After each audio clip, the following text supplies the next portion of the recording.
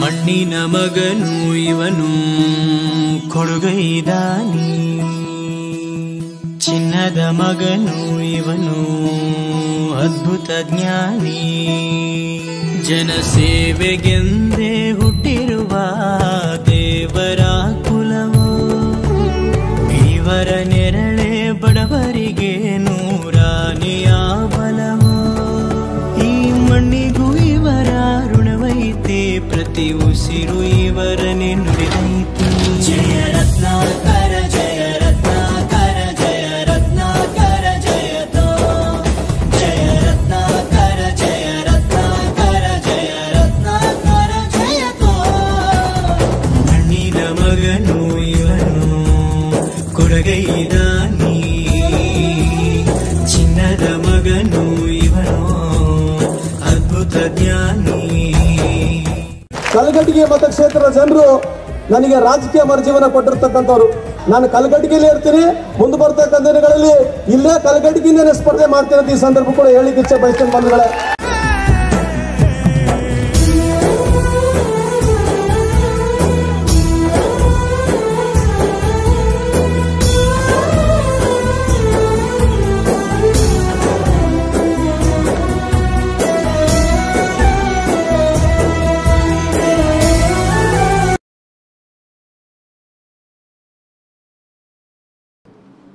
ಆತ್ಮೀಯ ಕರ್ನಾಟಕದ ಸ್ಪರ್ಧಾ ಮಿತ್ರರಿಗೆ ಮುಂಜಾನೆಯ ಶುಭಾಶಯಗಳು. ಸ್ಪರ್ಧಾ ಮಿತ್ರರೇ, ತಮಗೆಲ್ಲರಿಗೂ ಈ ಒಂದು ಜೀವಶಾಸ್ತ್ರ ತರಗತಿಗೆ ಸ್ವಾಗತ. ಇಲ್ಲಿ ನೋಡ್ರಿ ಆತ್ಮೀಯ ಸ್ಪರ್ಧಾ ಮಿತ್ರರೇ, ಡಾಕ್ಟರ್ BR ಅಂಬೇಡ್ಕರ್ ಅವರು ಒಂದು ಮಾತನ್ನ ಹೇಳ್ತಾರೆ. ಏನು ಅಂತ ಹೇಳಿ ನೋಡಿದಾಗ, ಈ ಒಂದು ಜಗತ್ತಿನಲ್ಲಿ ಇನ್ನೊಬ್ಬರಿಗೆ ಚೆನ್ನಾಗಿ ಕಾಣಿಸುವುದಕ್ಕಾಗಿ ಬಾಳ್ಬೇಡ, ಬದಲಿಗೆ ಇನ್ನೊಬ್ಬರಿಗೆ ಸಹಾಯ ಮಾಡಲಿಕ್ಕೆ, ಈ ಒಂದು ಜಗತ್ತಿನ ಏಳಿಗೆಗಾಗಿ ಬದುಕು ಅಂತಕ್ಕಂಥ ಒಂದು ಮಾತನ್ನು ಹೇಳ್ತಾರೆ. ಅಂದ್ರೆ ನಾವು ಇನ್ನೊಬ್ಬರಿಗೆ ಚೆನ್ನಾಗಿ ಕಾಣಿಸ್ಕೋಸ್ಕರ ಏನ್ ಮಾಡಬಾರ್ದು, ಬದುಕಬಾರ್ದು. ಜೀವನದಲ್ಲಿ ಏನಾಗಬೇಕು ಅಂತ ಹೇಳಿದಾಗ, ಇನ್ನೊಬ್ಬರ ಈ ಒಂದು ಏಳಿಗೆಗಾಗಿ ನಾವು ಏನ್ ಮಾಡ್ತಾ ಬರಬೇಕು, ಜೀವನದಲ್ಲಿ ಬದುಕ್ತಾ ಬರಬೇಕು. ಅಂದರೆ ನಾವು ಒಂದು ಸರ್ಕಾರಿ ಹುದ್ದೆಯನ್ನು ಪಡೆದುಕೊಂಡರೆ ಏನಾಗ್ತದಪ್ಪ ಅಂತ ಹೇಳಿದಾಗ, ನಮ್ಮ ಸುತ್ತಮುತ್ತಲು ಇರತಕ್ಕಂತಹ ಈ ಒಂದು ದೀನ ದುರ್ಬಲರಿಗೆ ನಾವು ಏನ್ ಮಾಡಬಹುದು, ಸಹಾಯವನ್ನು ಮಾಡಬಹುದು ಅಂತ ಹೇಳ್ತಾ ಇದೀವಿ. ಈ ಒಂದು ಪಾಯಿಂಟ್ ಅನ್ನ ಕೂಡ ನೀವು ಏನಿರಬೇಕು, ತಲೆಯಲ್ಲಿ ನೆನಪಿನಲ್ಲಿ ಇಟ್ಕೊಳ್ಬೇಕು. ಅವ್ರ ಒಂದು ಸಾಂಗ್ ಅಲ್ಲಿ ಒಂದು ಲೈನ್ ಬರ್ತದೆ. ಏನಂತ ಹೇಳಿದಾಗ, ಈ ಒಂದು ಭಾರತ ದೇಶದ ಬಡವರ ಕಂಬನಿ ಒರೆಸುವ ನಾಯಕ ನೀನಾಗು ಅಂತ ಹೇಳಿ ಬರ್ತದೆ. ಭಾರತ ದೇಶದ ಬಡವರ ಕಂಬನಿ ಒರೆಸುವ ನಾಯಕ ನೀವು ಆಗ್ಬೇಕು ಅಂತ ಹೇಳ್ತಾರೆ. ಭಾರತ ದೇಶದ ಎಲ್ಲರದು ಒರೆಸೋದು ಬೇಡ, ನಾವು ನಾಯಕ ಅಷ್ಟು ದೊಡ್ಡವರಾಗೋದು ಬೇಡ. ನಮ್ಮ ಊರಲ್ಲಿ ಇರ್ತಕ್ಕಂಥ ಒಂದಿಷ್ಟು ಯಾರಿಗೆ ಆಗ್ತಾ ಇರಲ್ಲ ನೋಡ್ರಿ, ಅಂತವರಿಗೆ ಅವ್ರವ್ರನ್ನ ಬದುಕಿಸಬೇಕು, ಅವರಿಗೆ ಸಹಾಯ ಆಗುವ ನಿಟ್ಟಿನಲ್ಲಿ ನಾವೇನಾಗಬೇಕು, ನಾಯಕರಾಗೋಣ ಅಂತ ಹೇಳಿ ಈ ಒಂದು ತರಗತಿಯನ್ನ ಪ್ರಾರಂಭ ಮಾಡೋಣ. ಎಸ್, ಇಲ್ಲಿ ನೋಡ್ರಿ, ನಾವು ಮಾನವನ ಮೆದುಳಿಗೆ ಸಂಬಂಧಿಸಿದ ರೋಗಗಳ ಬಗ್ಗೆ ನಿನ್ನೆ ಕ್ಲಾಸ್ ಅಲ್ಲಿ ಮಾಹಿತಿ ಕಂಪ್ಲೀಟ್ ಆಗಿ ಕೊಟ್ಟಿದ್ದೆ. ಇಲ್ಲಿ ನೋಡ್ರಿ, ಮೊದಲನೇದಾಗಿ ಅಪಸ್ಮಾರ, ಎರಡನೇದಾಗಿ ಮೆದುಳು ಜ್ವರ ಅಂತ ಹೇಳಿದೀವಿ. ಅದೇ ರೀತಿ brain tumour, brain cancer, brain stroke, hydrocephalus, microcephaly, macrocephaly, Parkinson's disease, Alzheimer's disease, Huntington's disease, amnesia, ಅದೇ ರೀತಿ ಸ್ಕಿಜೋಫ್ರೀನಿಯಾ ಅಂತ ಹೇಳ್ತೀವಿ, ಕನ್ವಲ್ಯೂಷನ್, ಕಂಕಷನ್, ಪ್ಯಾರಾಲೈಸಿಸ್. ಇಲ್ಲಿ ನೋಡ್ರಿ, ಪ್ಯಾರಾಲೈಸಿಸ್ ಆದ್ಕೊಳ್ಳಿ ನೆಕ್ಸ್ಟ್ ಒಂದು ಪಾಯಿಂಟ್ ಅನ್ನು ಅಬ್ಸರ್ವ್ ಮಾಡಿ. ಫಾಲಿ ನ್ಯೂಟ್ರಿಟೈಸ್ ಅಂತ ಹೇಳಿ ಬರ್ತದೆ. ಅದು ಆಕ್ಚುಲಿ ಸ್ವಲ್ಪ ಚೇಂಜ್ ಆಗಬೇಕು, ಸ್ಪೆಲ್ಲಿಂಗ್ ಮಿಸ್ಟೇಕ್ ಆಗಿದೆ, ನೀವು ಅದನ್ನ ಚೇಂಜ್ ಮಾಡ್ಕೊಡ್ರಿ. ಫಾಲಿ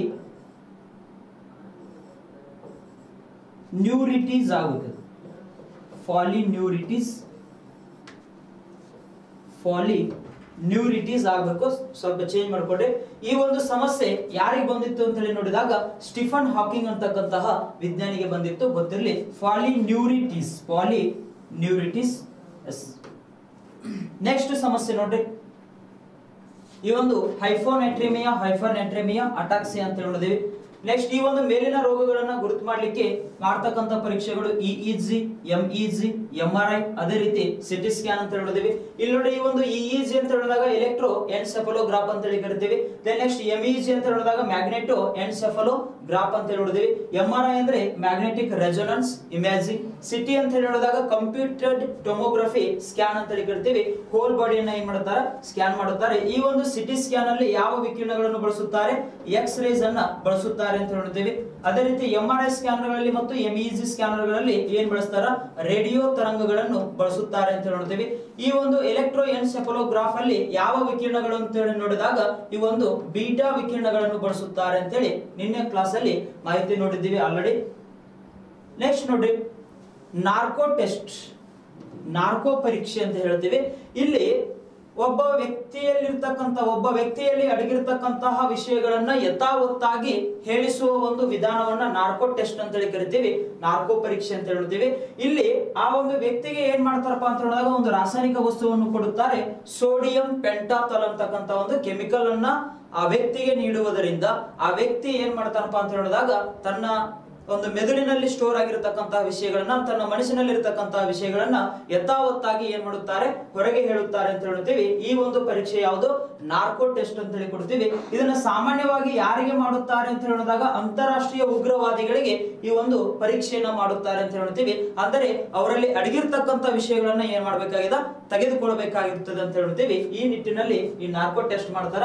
ಆದರೆ ಇದನ್ನ ಸುಪ್ರೀಂ ಕೋರ್ಟ್ ಏನ್ ಮಾಡಿದೆ ಅಂತ ಹೇಳಿದಾಗ ಬ್ಯಾನ್ ಮಾಡಿದೆ ಅಂತ ಹೇಳ್ತೀವಿ ಪ್ರಸ್ತುತ ನಾರ್ಕೋ ಟೆಸ್ಟ್. ಅದೇ ರೀತಿ ಪಾಲಿಗ್ರಾಫ್ ಅಂತ ಹೇಳ್ತೀವಿ, ಲೈಟ್ ಡಿಟೆಕ್ಟರ್ ಟೆಸ್ಟ್ ಅಂತ ಹೇಳಿ ನೋಡಿದ್ವಿ ನಾವು.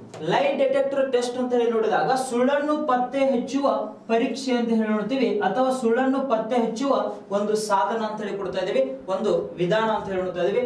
ಲೈಟ್ ಡಿಟೆಕ್ಟರ್ ಟೆಸ್ಟ್ ಪಾಲಿಗ್ರಾಫ್ ಅಂತ ಹೇಳ್ತೀವಿ.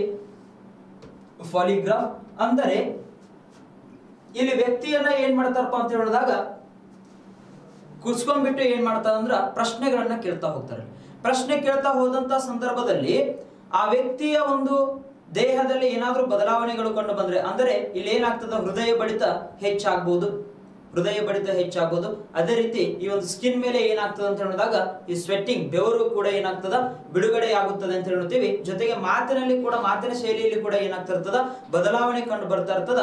ಈ ಒಂದು ಅಂಶಗಳನ್ನ ಆಧಾರವಾಗಿಟ್ಟುಕೊಂಡು ಆ ವ್ಯಕ್ತಿ ಹೇಳ್ತಕ್ಕಂಥದ್ದು ನಿಜ ಇದೇನೋ ಅಥವಾ ಸುಳ್ಳಿದೇನೋ ಅಂತಕ್ಕಂಥದ್ದನ್ನ ಏನ್ ಮಾಡಬಹುದು, ಪತ್ತೆ ಹಚ್ಚಬಹುದು ಅಂತ ಹೇಳ್ತಾ ಇದೀವಿ. ಈ ರೀತಿ ಸುಳ್ಳನ್ನು ಪತ್ತೆ ಹಚ್ಚುವ ಒಂದು ಪರೀಕ್ಷೆ ಪಾಲಿಗ್ರಾಫ್ ಟೆಸ್ಟ್ ಅಂತ ಹೇಳಿ ಕೊಡ್ತಾ ಇದೀವಿ. ಪಾಲಿಗ್ರಾಫ್ ಟೆಸ್ಟ್ ಅಂತ ಹೇಳಿದ್ವಿ, ಅಥವಾ ಲೈಟ್ ಡಿಟೆಕ್ಟರ್ ಟೆಸ್ಟ್ ಅಂತ ಹೇಳಿ ಕೊಡ್ತೀವಿ ನಾವು. ಲೈಟ್ ಡಿಟೆಕ್ಟರ್ ಟೆಸ್ಟ್ ಅಂತ ಹೇಳ್ತೀವಿ. ನೆಕ್ಸ್ಟ್ ನೋಡ್ರಿ, ನಿಮಗೆ ತಿಳಿದಿರಲಿ ಅಂತೇಳಿ ಒಂದಿಷ್ಟು ಪಾಯಿಂಟ್ ಅನ್ನ ಕೊಟ್ಟಿನಿ. ನಿಮಗೆ ತಿಳಿದಿರಲಿ, ಇಲ್ಲಿ ಮೊದಲನೇದಾಗಿ ಕೋಮಾ ಸ್ಟೇಜ್ ಅಂತ ಹೇಳ್ತೀನಿ. ಮೊದಲನೇದಾಗಿ ಕೋಮಾ ಸ್ಟೇಜ್. ಕೋಮಾ ಅಂದ್ರೆ ಡೀಪ್ ಸ್ಲೀಪ್ ಅಂತ ಹೇಳಿ ಕರಿತೀವಿ ನಾವು. ಕೋಮಾ ಅಂದ್ರೆ ಏನು, ಡೀಪ್ ಸ್ಲೀಪ್. ಮೈ ಮೇಲೆ ಏನಿರುವುದಿಲ್ಲ, ಪ್ರಜ್ಞೆ ಇರುವುದಿಲ್ಲ, ಸಂಪೂರ್ಣವಾಗಿ ವ್ಯಕ್ತಿಗಳು ಪ್ರಜ್ಞೆಯನ್ನು ಏನ್ ಮಾಡುತ್ತಾರೆ, ಕಳೆದುಕೊಂಡಿರುತ್ತಾರೆ ಅಂತ ಹೇಳ್ತೀವಿ. ಅಂದರೆ ಈ ಕೋಮಾಕ್ಕೆ ಯಾವಾಗ ವ್ಯಕ್ತಿಗಳು ಹೋಗುತ್ತಾರೆ ಅಂತ ಹೇಳಿದಾಗ ಮೆದುಳಿಗೆ ಅತಿ ಒಂದು ದೊಡ್ಡ ಪೆಟ್ಟಾದಾಗ ವ್ಯಕ್ತಿಗಳು ಏನಾಗಬಹುದು, ಕೋಮಾ ಸ್ಟೇಜ್ ಅನ್ನ ತಲುಪಬಹುದು ಅಂತ ಹೇಳ್ತೀವಿ. ಅಥವಾ ಮೆದುಳಿನಲ್ಲಿ ಗಡ್ಡೆಗಳು ಫಾರ್ಮೇಶನ್ ಆಗುವುದರಿಂದ, ಮೆದುಳಿನಲ್ಲಿ ಈ ಒಂದು ದ್ರವ ಪದಾರ್ಥದ ಪ್ರಮಾಣ ಹೆಚ್ಚಾಗುವುದರಿಂದ ಆಗಿರಬಹುದು, ಬೇಡವಾದ ಜೀವಕೋಶಗಳು ಮೆದುಳಿನಲ್ಲಿ ಹುಟ್ಟಿಕೊಳ್ಳುವುದರಿಂದ ವ್ಯಕ್ತಿಗಳು ಏನಾಗಬಹುದು, ಕೋಮಾ ಸ್ಟೇಜ್ ಅನ್ನ ತಲುಪಬಹುದು ಅಂತ ಹೇಳ್ತಾ ಇದೀವಿ. ಕೋಮಾ ಅಂದ್ರೆ ಡೀಪ್ ಸ್ಲೀಪ್ ಅಂತ ಕೊಡ್ತೀವಿ. ಕೋಮಾ ಅಂದ್ರೆ ಏನು, ಡೀಪ್ ಸ್ಲೀಪ್ ಅಂತ ಹೇಳ್ತಾ ಇದೀವಿ. ಇಲ್ಲಿ ನೋಡ್ರಿ, ಈ ಒಂದು ಮಾನವನ ಮೆದುಳು ಸಕ್ರಿಯವಾಗಿರಲು ಮತ್ತು ನಿಷ್ಕ್ರಿಯವಾಗಿರಲು ಒಂದು ಪಾಯಿಂಟ್ ಕಾರಣ ಆಗ್ತದೆ. ಏನಂತ ಹೇಳಿದಾಗ ರೆಟಿಕ್ಯುಲರ್ ಆಕ್ಟಿವೇಟಿಂಗ್ ಸಿಸ್ಟಮ್, ಇದೊಂದು ವ್ಯವಸ್ಥೆ ಏನಾಗಿದೆ, ಕಾರಣವಾಗಿದೆ ಅಂತ ಹೇಳ್ತೀವಿ. ಅಂದ್ರೆ ಮಾನವನ ಮೆದುಳು ಸಕ್ರಿಯವಾಗಿರಲು ಮತ್ತು ನಿಷ್ಕ್ರಿಯವಾಗಿರಲು ಮಾನವನ ಒಂದು ಮೆದುಳಿನಲ್ಲಿರತಕ್ಕಂತಹ ರೆಟಿಕ್ಯುಲರ್ ಆಕ್ಟಿವೇಟಿಂಗ್ ಸಿಸ್ಟಮ್ ಇದೇನಾಗಿದೆ, ಕಾರಣವಾಗಿದೆ ಅಂತ ಹೇಳ್ತೀವಿ. ಇಲ್ಲಿ ನೋಡ್ರಿ, ಈ ಒಂದು ರೆಟಿಕ್ಯುಲರ್ ಆಕ್ಟಿವೇಟಿಂಗ್ ಸಿಸ್ಟಮ್ ಇದಕ್ಕೆ ರಕ್ತ ಸಂಚಾರ ನಿಂತು ಹೋದಾಗ ಮೆದುಳು ಯಾವ ಹಂತವನ್ನು ತಲುಪುತ್ತದೆ, ಕೋಮಾ ಹಂತವನ್ನು ತಲುಪುತ್ತದೆ ಅಂತ ಕೊಡ್ತೀವಿ ನಾವು. ಪಾಯಿಂಟ್ ಗೊತ್ತಾಗ್ತಾ ಇದ್ರಿ, ರೆಟಿಕ್ಯುಲರ್ ಆಕ್ಟಿವೇಟಿಂಗ್ ಸಿಸ್ಟಮ್ಗೆ ಬ್ಲಡ್ ಸರ್ಕ್ಯುಲೇಷನ್ ಆಗೋದು ಸ್ಟಾಪ್ ಆಯ್ತು ಅಂತ ತಿಳ್ಕೊಳ್ಳಿ. ಇಲ್ಲಿ ರೆಟಿಕ್ಯುಲರ್ ಆಕ್ಟಿವೇಟಿಂಗ್ ಸಿಸ್ಟಮ್ ಯಾವುದಕ್ಕೆ ಸಹಾಯಕವಾಗಿದೆ ಅಂತ ಕೇಳಿದ್ರೆ ಮಾನವನ ಮೆದುಳು ಸಕ್ರಿಯವಾಗಿರಲು ಮತ್ತು ನಿಷ್ಕ್ರಿಯವಾಗಿರಲು ಏನಾಗಿದೆ, ಸಹಾಯಕವಾಗಿದೆ. ಈ ಒಂದು ರೆಟಿಕ್ಯುಲರ್ ಆಕ್ಟಿವೇಟಿಂಗ್ ಸಿಸ್ಟಮ್ಗೆ ರಕ್ತ ಸಂಚಾರವಾಗುವುದು ನಿಂತು ಹೋದರೆ ಮೆದುಳು ಯಾವ ಸ್ಟೇಜ್ ಅನ್ನು ತಲುಪುತ್ತದೆ, ಕೋಮಾ ಸ್ಟೇಜ್ ಅನ್ನು ತಲುಪುತ್ತದೆ ಅಂತ ಹೇಳ್ತೀವಿ ನಾವು. ಕೋಮಾ ಸ್ಟೇಜ್, ಡೀಪ್ ಸ್ಲೀಪ್ ಅಂತ ಹೇಳಿ ಕೊಡ್ತಾ ಇದೀವಿ. ಇಲ್ಲಿ ನೋಡ್ರಿ, ಈ ಒಂದು ಅಮೆರಿಕದ ಎಡ್ವರ್ಡ್ ಕೋಬಾರ್ಡ್ ಅಂತಕ್ಕಂತಹ ಒಬ್ಬ ಮಹಿಳೆ, ಅಮೆರಿಕದ ಎಡ್ವರ್ಡ್ ಕೋಬಾರ್ಡ್ ಅಂತಕ್ಕಂತಹ ಮಹಿಳೆ ಸತತವಾಗಿ 42 ವರ್ಷ ಕೋಮಾ ಸ್ಟೇಜ್ ಅಲ್ಲಿ ಇದ್ರು, ಕೋಮಾದಲ್ಲಿದ್ರು. ಪಾಯಿಂಟ್ ಗೊತ್ತಾಗ್ತದ್ರಿ?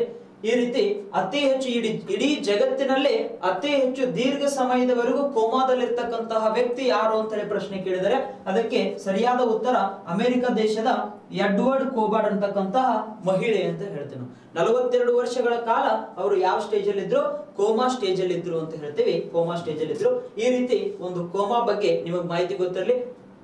ನೋಡ್ರಿ, ಮಾನವನ ಮೆದುಳು ಸಕ್ರಿಯ ಮತ್ತು ನಿಷ್ಕ್ರಿಯವಾಗಿರಲು ರೆಟಿಕ್ಯುಲರ್ ಆಕ್ಟಿವೇಟಿಂಗ್ ಸಿಸ್ಟಮ್ ಕಾರಣ ಆಗ್ತದೆ. ಇದಕ್ಕೆ ಬ್ಲಡ್ ಸರ್ಕ್ಯುಲೇಷನ್ ಸ್ಟಾಪ್ ಆಯ್ತು ಅಂತ ತಿಳ್ಕೊರಿ. ವ್ಯಕ್ತಿ ಯಾವ ಹಂತವನ್ನು ತಲುಪುತ್ತಾನೆ, ಕೋಮಾ ಹಂತವನ್ನು ತಲುಪುತ್ತಾನೆ. ಅತಿ ದೀರ್ಘ ಸಮಯದವರೆಗೂ ಈ ಕೋಮಾ ಸ್ಟೇಜ್ ಅಲ್ಲಿ ಇದ್ದವರು ಯಾರು ಅಂತ ಕೇಳಿದ್ರೆ, ಕೋಮಾ ಸ್ಟೇಜ್ ಅಲ್ಲಿ ಇದ್ದವರು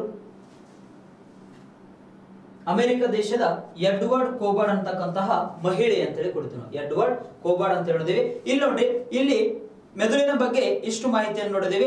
ಇಲ್ಲಿ ಇನ್ನೊಂದು ಪಾಯಿಂಟ್ ಅನ್ನು ಸ್ವಲ್ಪ ಮೆನ್ಷನ್ ಮಾಡ್ತೀನಿ. ನಾನು ಇನ್ನೊಂದು ಪಾಯಿಂಟ್ ಅನ್ನು ಕೊಡ್ತೀನಿ. ಸ್ವಲ್ಪ ಒಂದು ಬೇರೆ ಸ್ಲೈಡ್ ಅಲ್ಲಿ ಮಾಹಿತಿ ಕೊಡ್ತೀನಿ ನೋಡ್ರಿ. ಮೆದುಳಿಗೆ ಸಂಬಂಧಪಟ್ಟ ಹಾಗೆ ಒಂದು ಸ್ಮಾಲ್ ಕಾನ್ಸೆಪ್ಟ್ ಗೊತ್ತಿರಲಿ. ಏನು ಅಂತ ಹೇಳಿ ನೋಡಿದ್ರೆ, ಈ ಒಂದು ಮೆದುಳು ಬಳ್ಳಿ ಅಂತ ನೋಡಿದ್ರಿ ನೀವು. ಮೆದುಳು ಬಳ್ಳಿ, ಮೆದುಳು ಬಳ್ಳಿ ಸ್ಪೈನಲ್ ಕಾರ್ಡ್ ಎರಡು ಪ್ರತಿಕ್ರಿಯೆಗಳನ್ನ ಏನ್ ಮಾಡ್ತದಪ್ಪ ಅಂತ ಹೇಳಿದಾಗ ಉಂಟು ಮಾಡುತ್ತದೆ. ಎರಡು ಪ್ರತಿಕ್ರಿಯೆಗಳನ್ನ ಏನ್ ಮಾಡುತ್ತದೆ, ಉಂಟು ಮಾಡುತ್ತದೆ. ಎರಡು ಪ್ರತಿಕ್ರಿಯೆಗಳು. ಇದರಲ್ಲಿ ಮೊದಲನೇದಾಗಿ ಅಬ್ಸರ್ವ್ ಮಾಡ್ರಿ, ಪರಾವರ್ತಿತ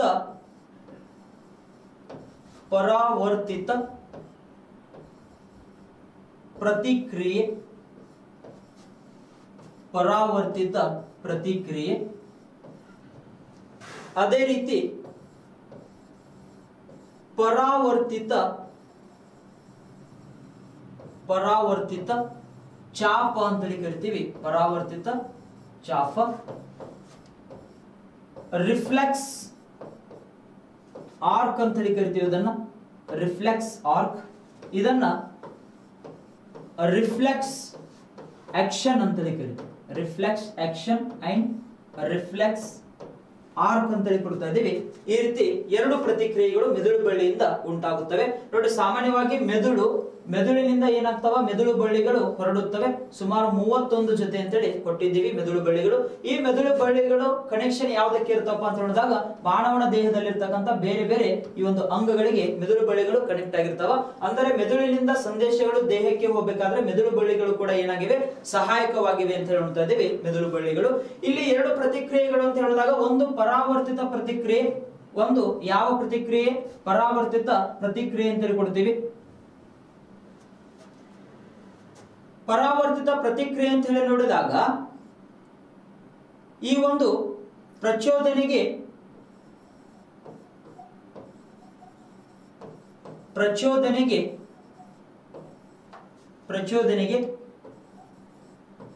ತಾನಾಗಿಯೇ ಪ್ರತಿಕ್ರಿಯೆ ನೀಡುವುದಾಗಿದೆ. ಪ್ರಚೋದನೆಗೆ ತಾನಾಗಿಯೇ ಪ್ರತಿಕ್ರಿಯೆ ನೀಡುವುದಾಗಿದೆ ಅಂತ ಹೇಳ್ಕೊಡ್ತೀವಿ. ಅಂದರೆ ಬ್ರೈನ್ಗೆ ರೀಚ್ ಆಗಲ್ಲ ಅಂತ ಅರ್ಥ. ಉದಾಹರಣೆಗೆ ಈ ಒಂದು ಸಂದೇಶ ಅಂತ ಹೇಳ್ತಾ ಇದೀವಿ, ಸಡನ್ ಆಗಿ ಯಾವುದೋ ಒಂದು ಚೂಪಾದ ವಸ್ತುವಿನ ಮೇಲೆ ಒಂದು ಕಾಲನ್ನ ಇಟ್ಟು ಅಂತ ಹೇಳ್ಕೊಡಿ. ಸಡನ್ ಆಗಿ ಕಾಲ್ ತಕ್ಕೋತೀವ್ರಿ ನಾವು, ಒಂದು ಅನುಭವ ಆಗ್ತದಲ್ಲ. ಅಂದ್ರೆ ಇಲ್ಲಿ ಏನಾಗ್ತದೆ ಅಂತ ಹೇಳಿದಾಗ ಮೆದುಳು ಬಳ್ಳಿ ಅಂತ ಹೇಳ್ತದೆ ಪರಾವರ್ತಿತ ಪ್ರತಿಕ್ರಿಯೆ ಉಂಟು ಮಾಡ್ತದೆ. ಮೆದುಳು ಬಳ್ಳಿ ಏನ್ ಮಾಡ್ತದ, ಪರಾವರ್ತಿತ ಪ್ರತಿಕ್ರಿಯೆಯನ್ನು ಉಂಟು ಮಾಡಿ, ಅಂದ್ರೆ ಆ ಒಂದು ಸಂದೇಶ ಬ್ರೈನ್ಗೆ ಹೋಗಲ್ರಿ, ಮೆದುಳು ಬಳ್ಳಿಯಿಂದಲೇ ಏನಾಗ್ತದ ಅದಕ್ಕೆ ಒಂದು ಪ್ರತಿಕ್ರಿಯೆ ದೊರೆಯುತ್ತದೆ ಅಂತ ಹೇಳ್ತೀವಿ. ಬ್ರೈನ್ ಹೋಗಿ ಬರಲ್ಲ, ಮೆದುಳು ಬಳ್ಳಿಯಿಂದನೇ ಪ್ರತಿಕ್ರಿಯೆ ದೊರೆಯುತ್ತದೆ. ಅಂದ್ರೆ ತಾನಾಗಿನೇ ಪ್ರತಿಕ್ರಿಯೆ ಉಂಟು ಮಾಡ್ತದೆ ಅಂತ ಹೇಳ್ತಾ ಇದೀವಿ. ಈ ರೀತಿ ಒಂದು ಪರಾವರ್ತಿತ ಪ್ರತಿಕ್ರಿಯೆ ಅಂತ ಹೇಳಿ ಕರಿತೀವಿ. ರಿಫ್ಲೆಕ್ಸ್ ಆಕ್ಷನ್ ಅಂತ ಹೇಳಿ ಕರಿತೀವಿ. Reflex action. ಅಥವಾ ಒಂದು ಬಿಸಿಯಾದ ವಸ್ತುವನ್ನು ಮುಟ್ಟಿದಾಗ ಸಡನ್ ಆಗಿ ಕೈ ಹಿಂದೆ ತಕ್ಕೋತೀರಿ ಗೊತ್ತಾ, ಬಿಸಿಯಾದ ವಸ್ತುವನ್ನು ಮುಟ್ಟಿದಾಗ ತಕ್ಷಣವಾಗಿ ಕೈಯನ್ನ ಹಿಂದಕ್ಕೆ ತೆಗೆದುಕೊಳ್ಳುತ್ತೀರಿ. ಅಂದರೆ ಇಲ್ಲಿ ಉಂಟಾಗಿರ್ತಕ್ಕಂಥ ಒಂದು ಪ್ರತಿಕ್ರಿಯೆ ಯಾವುದು? ಪರಾವರ್ತಿತ ಪ್ರತಿಕ್ರಿಯೆ. ಇದು ಮೆದುಳು ಬಳ್ಳಿಯಿಂದ ಏನಾಗುತ್ತದೆ? ಉಂಟಾಗುತ್ತದೆ ಅಂತ ಹೇಳ್ತೀವಿ. ತಕ್ಷಣವಾಗಿ ಉಂಟಾಗುವಂತಕ್ಕಂಥ ಒಂದು ಪ್ರತಿಕ್ರಿಯೆ ಅಂತ ಹೇಳಿದೀವಿ. ಅದೇ ರೀತಿ ಪರಾವರ್ತಿತ ಚಾಪ ಅಂತ ಕರಿತೀವಿ, ರಿಫ್ಲೆಕ್ಸ್ ಆರ್ಕ್ ಅಂತ ಹೇಳ್ತೇವೆ. ರಿಫ್ಲೆಕ್ಸ್ ಆರ್ಕ್ ಅಥವಾ ಪರಾವರ್ತಿತ ಚಾಪ. ಇಲ್ಲಿ ಏನಾಗ್ತದಪ್ಪ ಅಂತ ಹೇಳಿದಾಗ ಸಾಮಾನ್ಯವಾಗಿ ಈ ಒಂದು ಸಂದೇಶ, ನಾವು ಒಂದು ವಸ್ತುವನ್ನು ಮುಟ್ಟಿದೀವಿ, ಹೌದಾ, ಒಂದು ವಸ್ತುವನ್ನು ಮುಟ್ಟಿದೀವಿ ಅಂತ ಹೇಳಿದಾಗ ಅದು ಬಹಳಷ್ಟು ಬಿಸಿ ಇರಲಿಲ್ಲ, ತಂಪಾಗಿತ್ತು ಅಂತ ಹೇಳ್ತಾ ಇದೀವಿ. ಅಲ್ಲಿ ಏನಾಗ್ತದ? ನಿಧಾನವಾಗಿ ಆ ಒಂದು ಸಂದೇಶ ಈ ಒಂದು ನರಕೋಶಗಳ ಮೂಲಕ ಎಲ್ಲಿಗೆ ಹೋಗುತ್ತದೆ? ಬ್ರೇನಿಗೆ ಹೋಗ್ತದ. ಬ್ರೇನ್ ಅನ್ನ ತಲುಪಿ ಬ್ರೇನ್ ಏನ್ ಡಿಸಿಷನ್ ತೋರ್ತದಲ್ಲ, ಮತ್ತೆ ಸಂದೇಶಗಳು ಏನಾಗುತ್ತವೆ? ಈ ಒಂದು ಮೆದುಳು ಬಳ್ಳಿಗಳ ಮೂಲಕ ಹಾದು ಬರುತ್ತವೆ ಅಂತ ಹೇಳ್ತಾ ಇದೀವಿ. ಈ ರೀತಿ ಒಂದು ಪ್ರತಿಕ್ರಿಯೆ ಮತ್ತು ಪ್ರಚೋದನೆ ನಡುವೆ ಇರ್ತಕ್ಕಂಥ ಒಂದು ಅನುಪಾತವನ್ನು, ಒಂದು ಪಾತವನ್ನು ಅಂತ ಹೇಳಿ ಕರಿತಾ ಇದೀವಿ. ಪ್ರತಿಕ್ರಿಯೆ ಮತ್ತು ಪ್ರಚೋದನೆ ಇವುಗಳ ನಡುವಿನ ಒಂದು ಮಾರ್ಗವನ್ನು ಏನೆಂದು ಕರೆಯುತ್ತೇವೆ ಅಂತ ಹೇಳಿ ನೋಡಿದಾಗ ಪರಾವರ್ತಿತ ಚಾಪ ಅಂತ ಹೇಳಿ ಕರಿತೀವಿ. ಪರಾವರ್ತಿತ ಚಾಪ ಅಂದ್ರೆ ಕಂಪ್ಲೀಟ್ ಆಗಿ ಬ್ರೇನ್ಗೆ ರೀಚ್ ಆಗ್ಬಿಟ್ಟು ಸಂದೇಶ ಆ ಬ್ರೇನ್ ನಲ್ಲಿ ಡಿಸಿಷನ್ ಆಗ್ಬಿಟ್ಟು ಮತ್ತೆ ಸಂದೇಶ ಎಲ್ಲಿಗೆ ಬರಬೇಕು? ದೇಹದ ಅಂಗಗಳಿಗೆ ಬರಬೇಕು. ಈ ಒಂದು ಮಾರ್ಗವನ್ನ ಏನಂತ ಹೇಳಿ ಕರಿತಾ ಇದೀವಿ? ಪರಾವರ್ತಿತ ಚಾಪ, ರಿಫ್ಲೆಕ್ಸ್ ಆರ್ಕ್ ಅಂತ ಹೇಳಿ ಕರಿತೀವಿ. ಈ ಕೂಡ ಪಾಯಿಂಟ್ ಗೊತ್ತಿರಲಿ, ಸರಿಯಾಗಿ ನೆನ್ಪಿಟ್ಕೋರಿ. ಮೆದುಳು ಬಳ್ಳಿ ಅಂತ ನೋಡಿದೀವಿ. ಪ್ರತಿಕ್ರಿಯೆಗಳು ಎರಡು ಉಂಟು ಮಾಡ್ತದ. ಒಂದು ಪರಾವರ್ತಿತ ಪ್ರತಿಕ್ರಿಯೆ, ಇನ್ನೊಂದು ಪರಾವರ್ತಿತ ಚಾಪ ಅಂತ ಹೇಳಿ ಕೊಟ್ಟಿವಿ. ಇಷ್ಟು ನೋಡ್ರಿ ಆತ್ಮೀಯ ಸ್ಪರ್ಧಾ ಮಿತ್ರರೇ, ಈ ಒಂದು ಮೆದುಳಿನ ಬಗ್ಗೆ ನಿಮಗೆ ಕೊಟ್ಟಿರ್ತಕ್ಕಂಥ ಒಂದು ಮಾಹಿತಿ. ಎಲ್ಲ ಮಾಹಿತಿ ಇಂಪಾರ್ಟೆಂಟ್ ಆಗ್ತದೆ ಎಕ್ಸಾಮ್ ದೃಷ್ಟಿಯಿಂದ. ಸರಿಯಾಗಿ ನೆನ್ಪಿಟ್ಕೊಂಡು ಯಾವುದೇ ಮಾರ್ಕ್ಸ್ ಮಿಸ್ ಆಗಬಾರ್ದು, ಗೊತ್ತಿರಲಿ. ನೆಕ್ಸ್ಟ್ ನೋಡ್ರಿ, ಇಲ್ಲಿಗೆ ಒಂದಿಷ್ಟು ಸಿಸ್ಟಮ್ಗಳ ಬಗ್ಗೆ ಮಾಹಿತಿ ಕಂಪ್ಲೀಟ್ ಆಯ್ತು. ನಾವು ನೋಡಿದೀವಿ ಬ್ಲಡ್ ಸರ್ಕ್ಯುಲೇಟರಿ ಸಿಸ್ಟಮ್ ನೋಡಿದೀವಿ, ಅದೇ ರೀತಿ ಸ್ಕೆಲ್ಟಲ್ ಸಿಸ್ಟಮ್ ನೋಡಿದೀವಿ, ಗ್ಲ್ಯಾಂಡುಲಾರ್ ಸಿಸ್ಟಮ್ ಅಂತ ಹೇಳಿ ನೋಡಿದೀವಿ. ನೆಕ್ಸ್ಟ್ ಅದೇ ರೀತಿ ರೆಸ್ಪಿರೇಟರಿ ಸಿಸ್ಟಮ್ ನೋಡಿದೀವಿ, ಡೈಜೆಸ್ಟಿವ್ ಸಿಸ್ಟಮ್ ನೋಡಿದೀವಿ. ಆಮೇಲೆ ಈ ಒಂದು ಎಕ್ಸ್ಕ್ಯೂಟರಿ ಸಿಸ್ಟಮ್ ಬಗ್ಗೆ ಮಾಹಿತಿ ನೋಡಿದೀವಿ. ನೆಕ್ಸ್ಟ್ ನರ್ವಸ್ ಸಿಸ್ಟಮ್ ಮಾಹಿತಿ ನೋಡಿದೀವಿ. ನೆಕ್ಸ್ಟ್ ನೋಡ್ರಿ, ಸ್ವಲ್ಪ ಪಂಚೇಂದ್ರಿಯಗಳ ಬಗ್ಗೆ ಮಾಹಿತಿ ನೋಡ್ತಾ ಬರೋಣ. ಸೆನ್ಸರಿ ಆರ್ಗನ್ಸ್ ಅಂತೇಳಿ ಕರಿತೀವಿ. ಸೆನ್ಸರಿ ಆರ್ಗನ್ಸ್ ಪಂಚೇಂದ್ರಿಯಗಳು ಅಂತೇಳಿ ಕರಿತೀವಿ. ಅಥವಾ ಇವುಗಳನ್ನೇ ಯಾವ ಅಂಗಗಳು ಅಂತೇಳಿ ಕರಿತೀವಿ? ಜ್ಞಾನೇಂದ್ರಿಯಗಳು. ಅಂದರೆ ಮಾನವನ ದೇಹಕ್ಕೆ ಯಾವ ಅಂಗಗಳಿಂದ ಜ್ಞಾನ ಬರುತ್ತದೆಯೋ ಆ ಅಂಗಗಳನ್ನ ಯಾವ ಅಂಗಗಳು ಅಂತೇಳಿ ಕರಿತೀವಿ? ಜ್ಞಾನೇಂದ್ರಿಯಗಳು ಅಂತೇಳಿ ಕರಿತೀವಿ. ಅಥವಾ ಸಂವೇದನಾ ಅಂಗಗಳು ಅಂತ ಕೂಡ ಕನ್ನಡದಲ್ಲಿ ಕರಿತೀವಿ. ಸಂವೇದನಾ ಅಂಗಗಳು, ಜ್ಞಾನೇಂದ್ರಿಯಗಳು ಅಥವಾ ಪಂಚೇಂದ್ರಿಯಗಳು ಅಂತೇಳಿ ಕರಿತೀವಿ. ಇಂಗ್ಲಿಷ್ ಅಲ್ಲಿ ಸೆನ್ಸರಿ ಆರ್ಗನ್ಸ್ ಅಂತ ಹೇಳಿ ಕೊಡ್ತಾ ಇದ್ರು. ಯಾವ ಆರ್ಗನ್ಸ್? ಸೆನ್ಸರಿ ಆರ್ಗನ್ಸ್ ಅಂತ ಹೇಳಿದ್ವಿ. ಇಲ್ಲಿ ನೋಡ್ರಿ, ಬಾಹ್ಯ ಪ್ರಪಂಚದಲ್ಲಿ ನಡೆಯುವ ಬದಲಾವಣೆಗಳನ್ನು ಗುರುತಿಸಿ ಆ ಬದಲಾವಣೆಗಳಿಗೆ ಅನುಗುಣವಾಗಿ ಸ್ಪಂದಿಸುವ ದೇಹದ ಅಂಗಗಳಿಗೆ ಜ್ಞಾನೇಂದ್ರಿಯಗಳು ಎನ್ನುವರು. ಪಾಯಿಂಟ್ ಸರಿಯಾಗಿ ತಿಳ್ಕೊಡಿ. ಬಾಹ್ಯ ಪ್ರಪಂಚದಲ್ಲಿ ನಡೆಯುವ ಬದಲಾವಣೆಗಳನ್ನು ಗುರುತಿಸಿ ಆ ಬದಲಾವಣೆಗಳಿಗೆ ಅನುಗುಣವಾಗಿ ಸ್ಪಂದಿಸುವ ದೇಹದ ಅಂಗಗಳಿಗೆ ಏನೆಂದು ಕರೆಯುತ್ತೇವೆ? ಜ್ಞಾನೇಂದ್ರಿಯಗಳು ಅಂತೇಳಿ ಕರಿತಾ ಇದೀವಿ. ಸೆನ್ಸರಿ ಆರ್ಗನ್ಸ್ ಅಂತ ಹೇಳ್ತೇವೆ. ಹಾಗಾದ್ರೆ ಅಂತ ಒಂದು ಪಂಚೇಂದ್ರಿಯಗಳು ಯಾವುವು ಅಂತೇಳಿ ನೋಡಿದಾಗ ಮೊದಲನೇದಾಗಿ ಕಣ್ಣು, ನಾಲಿಗೆ, ಕಿವಿ, ಮೂಗು, ಚರ್ಮ ಅಂತ ಹೇಳ್ತೀವಿ. ಇಲ್ಲಿ ನೋಡ್ರಿ, ಕಣ್ಣು, ನಾಲಿಗೆ, ಮೂಗು, ಚರ್ಮ, ಕಿವಿ ಅಂತ ಹೇಳಿ ಕೊಡ್ತಾ ಇದೀವಿ. ಇಷ್ಟು ಈ ಒಂದು ಏನಾಗ್ತದ ಪಂಚೇಂದ್ರಿಯಗಳು ಅಂತ ಹೇಳ್ತೀವಿ. ಇಲ್ಲಿ ಎಕ್ಸಾಮ್ ದೃಷ್ಟಿಯಿಂದ, ಈ ಒಂದು ಕಾಂಪಿಟೇಟಿವ್ ಎಕ್ಸಾಮ್ ದೃಷ್ಟಿಯಿಂದ ಇವುಗಳಲ್ಲಿ ಯಾವುದು ಇಂಪಾರ್ಟೆಂಟ್ ಆಗುತ್ತದೆ ಅಂತ ಹೇಳಿ ನೋಡಿದಾಗ ಕಣ್ಣು ಬಹಳಷ್ಟು ಇಂಪಾರ್ಟೆಂಟ್ ಆಗುತ್ತದೆ. ಕಣ್ಣಿನ ಬಗ್ಗೆ ನೋಡ್ರಿ, ಒಂದು 10 ಪ್ರಶ್ನೆ ಪತ್ರಿಕೆ, ಒಂದು ವರ್ಷದಲ್ಲಿ ಒಂದು 10 ಎಕ್ಸಾಮ್ ನಡೆದಪ್ಪ ಅಂತ ಹೇಳಿ ನೋಡಿದಾಗ ಸುಮಾರು ಒಂದು 4 ರಿಂದ 5 ಪ್ರಶ್ನೆ ಪತ್ರಿಕೆಯಲ್ಲಿ ಕಣ್ಣಿನ ಮೇಲೆ ಪ್ರಶ್ನೆ ಕೇಳುತ್ತದೆ. ಕಣ್ಣಿನ ಮೇಲೆ ಪ್ರಶ್ನೆ ಬಂದಿರ್ತದ. ಅದಕ್ಕಾಗಿ ಕಾಂಪಿಟೇಟಿವ್ ಎಕ್ಸಾಮ್ಗೆ ಕಣ್ಣು ಒಂದು ಜ್ಞಾನೇಂದ್ರಿಯ ಬಹಳಷ್ಟು ಇಂಪಾರ್ಟೆಂಟ್ ಆಗ್ತದ. ಆ ಒಂದು ಕಣ್ಣಿನ ಬಗ್ಗೆ ಈ ಒಂದು ತರಗತಿಯಲ್ಲಿ ಸವಿವರವಾದ ಮಾಹಿತಿಯನ್ನ ನೋಡ್ತಾ ಬರೋಣ. ಇಲ್ಲಿ ನೋಡ್ರಿ, ಜ್ಞಾನೇಂದ್ರಿಯಗಳು ಅಂತ ಹೇಳಿದಾಗ ಇವುಗಳಿಂದ ಮಾನವನ ದೇಹಕ್ಕೆ ಏನ್ ಸಿಗ್ತದೆ ಅಂತ ಹೇಳಿದಾಗ ಒಂದು ಜ್ಞಾನ ದೊರೆಯುತ್ತದೆ ಅಂತ ಹೇಳ್ತೀವಿ. ಕಣ್ಣುಗಳಿಂದ ಏನ್ ಮಾಡ್ತೀವಪ್ಪ ಅಂತ ಹೇಳಿದಾಗ ಈ ಒಂದು ಜಗತ್ತನ್ನು ನಾವು ಏನ್ ಮಾಡ್ತೀವಿ? ವೀಕ್ಷಣೆ ಮಾಡ್ತಾ ಬರ್ತೀವಿ. ಕಣ್ಣಿನಿಂದ ಈ ಒಂದು ಕಣ್ಣು ಒಂದು ಅತ್ಯಮೂಲ್ಯವಾಗಿರ್ತಕ್ಕಂಥ ಒಂದು ವಸ್ತು ಅಂತ ಹೇಳ್ತೀವಿ. ಅತ್ಯಮೂಲ್ಯವಾಗಿರ್ತಕ್ಕಂಥ ನಮ್ಮ ದೇಹದ ಒಂದು ಅಂಗ ಯಾವುದು? ಅದು ಕಣ್ಣು ಅಂತ ಹೇಳಿ ಕೊಡ್ತಾ ಇದೀವಿ. ಕಣ್ಣು. ಇಲ್ಲಿ ನೋಡ್ರಿ, ಅದೇ ರೀತಿ ನಾಲಿಗೆಯ ಮೂಲಕ ಅಂತ ನೋಡಿದಾಗ ನಾವು ರುಚಿಯನ್ನ ಗ್ರಹಿಸ್ತಾ ಬರ್ತೀವಿ. ಅಂದ್ರೆ ಒಂದು ವಸ್ತುವಿನ ರುಚಿ ಹೇಗಿದೆ ಅಂತಕ್ಕಂಥದ್ದು ತಿಳಿದುಕೊಳ್ಳುವುದು ಯಾವ ಮೂಲಕ? ನಾಲಿಗೆ ಅಂತಕ್ಕಂಥ ಒಂದು ಅಂಗದ ಮೂಲಕ. ಅದೇ ರೀತಿ ಕಿವಿಯ ಮೂಲಕ ನಾವು ಏನ್ ಮಾಡಬಹುದು? ಶಬ್ದವನ್ನು ಗ್ರಹಿಸಬಹುದು ಅಂತ ಹೇಳ್ತೀವಿ. ಶಬ್ದವನ್ನು ಕೇಳಿಸಿಕೊಳ್ಳಲು ಸಹಾಯಕವಾಗಿದೆ ಕಿವಿ. ಮೂಗು ಅಂತ ಹೇಳಿ ನೋಡಿದಾಗ ಒಂದು ವಸ್ತುವಿನ ವಾಸನೆಯನ್ನ ಗ್ರಹಿಸಲು, ವಾಸನೆ ಬಗ್ಗೆ ಮಾಹಿತಿಯನ್ನು ತಿಳಿದುಕೊಳ್ಬೇಕಾದ್ರೆ ಸಹಾಯಕವಾಗಿರ್ತಕ್ಕಂಥ ಒಂದು ಸೆನ್ಸರಿ ಆರ್ಗನ್ ಯಾವುದು? ಮೂಗು ಅಂತ ಹೇಳಿ ನೋಡ್ತಾ ಇದೀವಿ. ಅದೇ ರೀತಿ ಸ್ಕಿನ್ ಅಂತ ಹೇಳಿ ನೋಡಿದಾಗ ಸ್ಪರ್ಶ ಜ್ಞಾನ ಕೊಡುತ್ತದೆ ಅಂತ ಹೇಳ್ತೀವಿ ನಾವು. ಯಾವ ಜ್ಞಾನ? ಸ್ಪರ್ಶ ಜ್ಞಾನ ಅಂತ ಹೇಳ್ತೀವಿ. ಅಂದ್ರೆ ಒಂದು ವಸ್ತುವನ್ನು ಮುಟ್ಟಿ ನೋಡಿದಾಗ ಬಿಸಿ ಅದನು, ತಂಪದನು, ಅಥವಾ ಹಾಡದನು, ಸಾಫ್ಟ್ ಅದನು ಅಂತೇಳಿ ಗೊತ್ತಾಗ್ತದಲ್ಲ, ಇದು ಯಾವ್ದ್ರ ಮೂಲಕ? ಸ್ಕಿನ್ ಮೂಲಕ ಅಂತ ಹೇಳಿ ಕೊಡ್ತಾ ಇದೀವಿ. ಈ ರೀತಿ 5 ಪಂಚೇಂದ್ರಿಯಗಳು ಅಂತ ಕೊಡ್ತೀವಿ ನಾವು. 5ಗಳಲ್ಲಿ ಒಂದು ಬಹಳಷ್ಟು ಇಂಪಾರ್ಟೆಂಟ್ ಆಗಿದೆ ಎಕ್ಸಾಮ್ ದೃಷ್ಟಿಯಿಂದ. ಕಣ್ಣಿನ ಬಗ್ಗೆ ಮಾಹಿತಿ ನೋಡ್ತಾ ಹೋಗೋಣ. ಮಾನವನ ಕಣ್ಣು, ಹ್ಯೂಮನ್ ಐ ಅಂತ ಹೇಳ್ತೀವಿ. ಮಾನವನ ಕಣ್ಣು. ಇಲ್ಲಿ ನೋಡಿ, ಮಾನವನ ಕಣ್ಣು ಅಂತ ಹೇಳಿ ನೋಡಿದಾಗ ಈ ಎಲ್ಲಾ ಪಾಠಗಳು ಇದ್ರೂ ಕೂಡ ನಾಲಿಗೆ ಇರ್ತದ, ಕಿವಿ ಕೇಳಿಸ್ತಿರ್ತದ, ಕಿವಿ ಸರಿಯಾಗಿ ಕೇಳಿಸ್ತಿರ್ತದ, ನಾಲಿಗೆ, ಆಮೇಲೆ ಮೂಗು ಇರ್ತದ, ಅದೇ ರೀತಿ ಸ್ಕಿನ್ ಕೂಡ ಇರ್ತದ. ಆದ್ರೆ ಕಣ್ಣು ಇರ್ಲಿಲ್ಲ ಅಂತ ತಿಳ್ಕೊಂಡ್ರೆ ಬಹಳಷ್ಟು ಅದು ತೊಂದರೆ ಆಗ್ತದೆ. ನಾವು ಕಣ್ಣು ಅಂತ ಹೇಳಿದಾಗ ಇದೊಂದು ವಿಜುವಲ್ ಏನಾಗ್ತದೆ ಅಂತ ಹೇಳಿದಾಗ ನಾವು ನೋಡ್ತೀವಲ್ಲ, ಈ ಒಂದು ನೋಡೋದ್ರ ಮೂಲಕ ಏನಾಗ್ತದೆ ಅಂತ ಹೇಳಿದಾಗ ನಮಗೆ ಅತಿ ಹೆಚ್ಚು ಕೂಡ ಏನಾಗ್ತದ, ನೆನಪಿನಲ್ಲಿ ಉಳಿಯುವಂತ ಒಂದು ಚಾನ್ಸಸ್ ಇರ್ತದ. ಅದಕ್ಕಾಗಿ ಕಣ್ಣು ಕೂಡ ಬಹಳಷ್ಟು ಏನಾಗಿರ್ತದ, ಇಂಪಾರ್ಟೆಂಟ್ ಆಗ್ತದ. ಈ ಒಂದು ವರ್ಣಮಯವಾದ ಜಗತ್ತನ್ನ ನೋಡಲು ದೇವರು ಕೊಟ್ಟಿರ್ತಕ್ಕಂಥ ಒಂದು ವರ ಯಾವುದು? ಒಂದು ಕಣ್ಣು ಅಂತ ಹೇಳಿ ನೋಡ್ತೀವಿ ನಾವು, ಐ ಅಂತ ಹೇಳಿದೀವಿ. ಎಸ್, ಇಂಥ ಒಂದು ಕಣ್ಣಿನ ಬಗ್ಗೆ ಅಧ್ಯಯನ ಮಾಡುವುದನ್ನು ಯಾವ ಲಾಜಿ ಎನ್ನುವರು? The study of eye, that is called. ಪ್ರಶ್ನೆ ನೋಡಿ, ಕಣ್ಣಿನ ಕುರಿತಾದ ಅಧ್ಯಯನವನ್ನು ಯಾವ ಲಾಜಿ ಎನ್ನುವರು ಅಂತ ಕೇಳಿದ್ರೆ ಆಪ್ಥಲ್ಮಾಲಜಿ ಎನ್ನುವರು. ಆಪ್ಥಲ್ಮಾಲಜಿ ಎನ್ನುವರು. ಆಪ್ಥಲ್ಮಾಲಜಿ ಎನ್ನುವರು ಡಾಕ್ಟರ್ ಆಪ್ಥಮಾಲಜಿಸ್ಟ್ ಅಂತ ಹೇಳ್ತೀವಿ. ಈ ರೀತಿ the study of eye, that is called ophthalmology ಅಂತ ಹೇಳ್ತೀವಿ. ಇಲ್ಲಿ ನೋಡಿ, ಈ ಒಂದು ಮಾನವನ ಕಣ್ಣು ಅಂತ ಹೇಳಿದಾಗ ಈ ಒಂದು ಕಣ್ಣು ಗುಡ್ಡೆ, ಐ ಬಾಲ್ ಅಂತ ಹೇಳ್ತೀವಿ. ಕಣ್ಣು ಗುಡ್ಡೆ. ಕಣ್ಣು ಗುಡ್ಡೆಯು ಸುಮಾರು 2.5 ಸೆಂಟಿಮೀಟರ್ ವ್ಯಾಸವನ್ನು ಹೊಂದಿದೆ ಅಂತ ಹೇಳ್ತೀವಿ ನಾವು. ಸುಮಾರು 2.5 ಸೆಂಟಿಮೀಟರ್ ಅಂತ ಹೇಳಿ ಕೊಡ್ತೀವಿ. ಮೀಟರ್ ಅಲ್ಲ, 2.5 ಸೆಂಟಿಮೀಟರ್ ವ್ಯಾಸವನ್ನು ಹೊಂದಿದೆ ಕಣ್ಣಿನ ಗುಡ್ಡೆ ಅಂತ ಹೇಳಿ ಕೊಡ್ತಾ ಇದೀವಿ. ಸರಾಸರಿಯಾಗಿ ಎಲ್ಲರಲ್ಲೂ ಇಷ್ಟೇ ಇರಲ್ಲ, ಒಂದು ಎವರೇಜ್ ಪಾಯಿಂಟ್ ಅಂತ ಹೇಳಿ ಕೊಡ್ತಾ ಇದೀವಿ. ಕಣ್ಣಿನ ಗುಡ್ಡೆಯು ಸುಮಾರು 2.5 ಸೆಂಟಿಮೀಟರ್ ವ್ಯಾಸವನ್ನು ಹೊಂದಿದೆ. ಮಾನವನ 2 ಕಣ್ಣುಗಳು ಒಂದೇ ಸಮಯದಲ್ಲಿ ಒಂದು ವಸ್ತುವನ್ನು ನೋಡುತ್ತವೆ. ಪಾಯಿಂಟ್ ಗೊತ್ತಾಗ್ತದೆ. ಮಾನವನ 2 ಕಣ್ಣುಗಳು ಏಕಕಾಲದಲ್ಲಿ ಒಂದೇ ವಸ್ತುವನ್ನು ನೋಡುತ್ತವೆ. ಇದನ್ನ ಏನೆಂದು ಕರೆಯುತ್ತೇವೆ ಅಂತ ಹೇಳಿದಾಗ ಇಂತಹ ದೃಷ್ಟಿಯನ್ನು ಬೈನಾಕ್ಯುಲರ್ ವಿಷನ್ ಎನ್ನುವರು.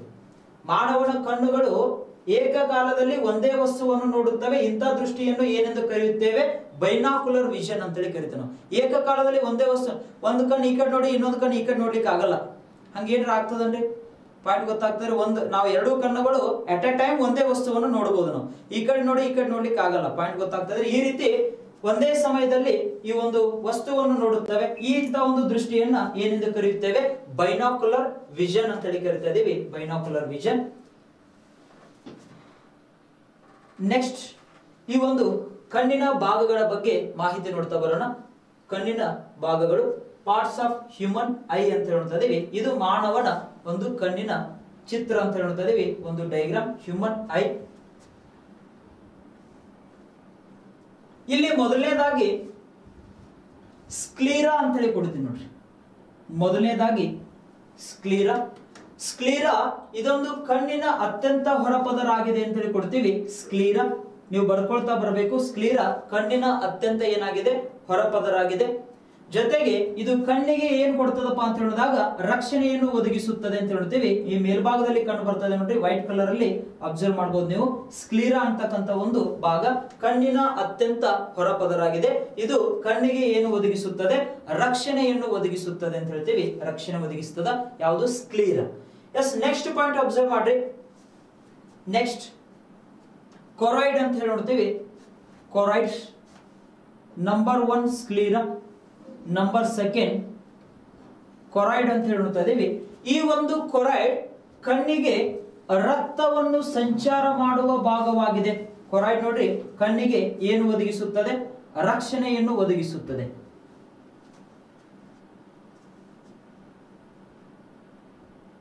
ಕಣ್ಣಿಗೆ ರಕ್ಷಣೆಯನ್ನು ಒದಗಿಸುತ್ತದೆ. ನೋಡಿ, ಮೊದಲನೇದಾಗಿ ಸ್ಕ್ಲೀರಾ ಅಂತ ಹೇಳಿ ಬರೆದಿವಿ. ಸ್ಕ್ಲೀರಾ. ಎರಡನೇದಾಗಿ ಕೊರಾಯ್ಡ್. ಕೊರಾಯ್ಡ್. ಈ ಒಂದು ಕೊರಾಯ್ಡ್ ಕೆಲಸ ಏನಂತ ಹೇಳಿ ನೋಡಿದಾಗ ಕಣ್ಣಿಗೆ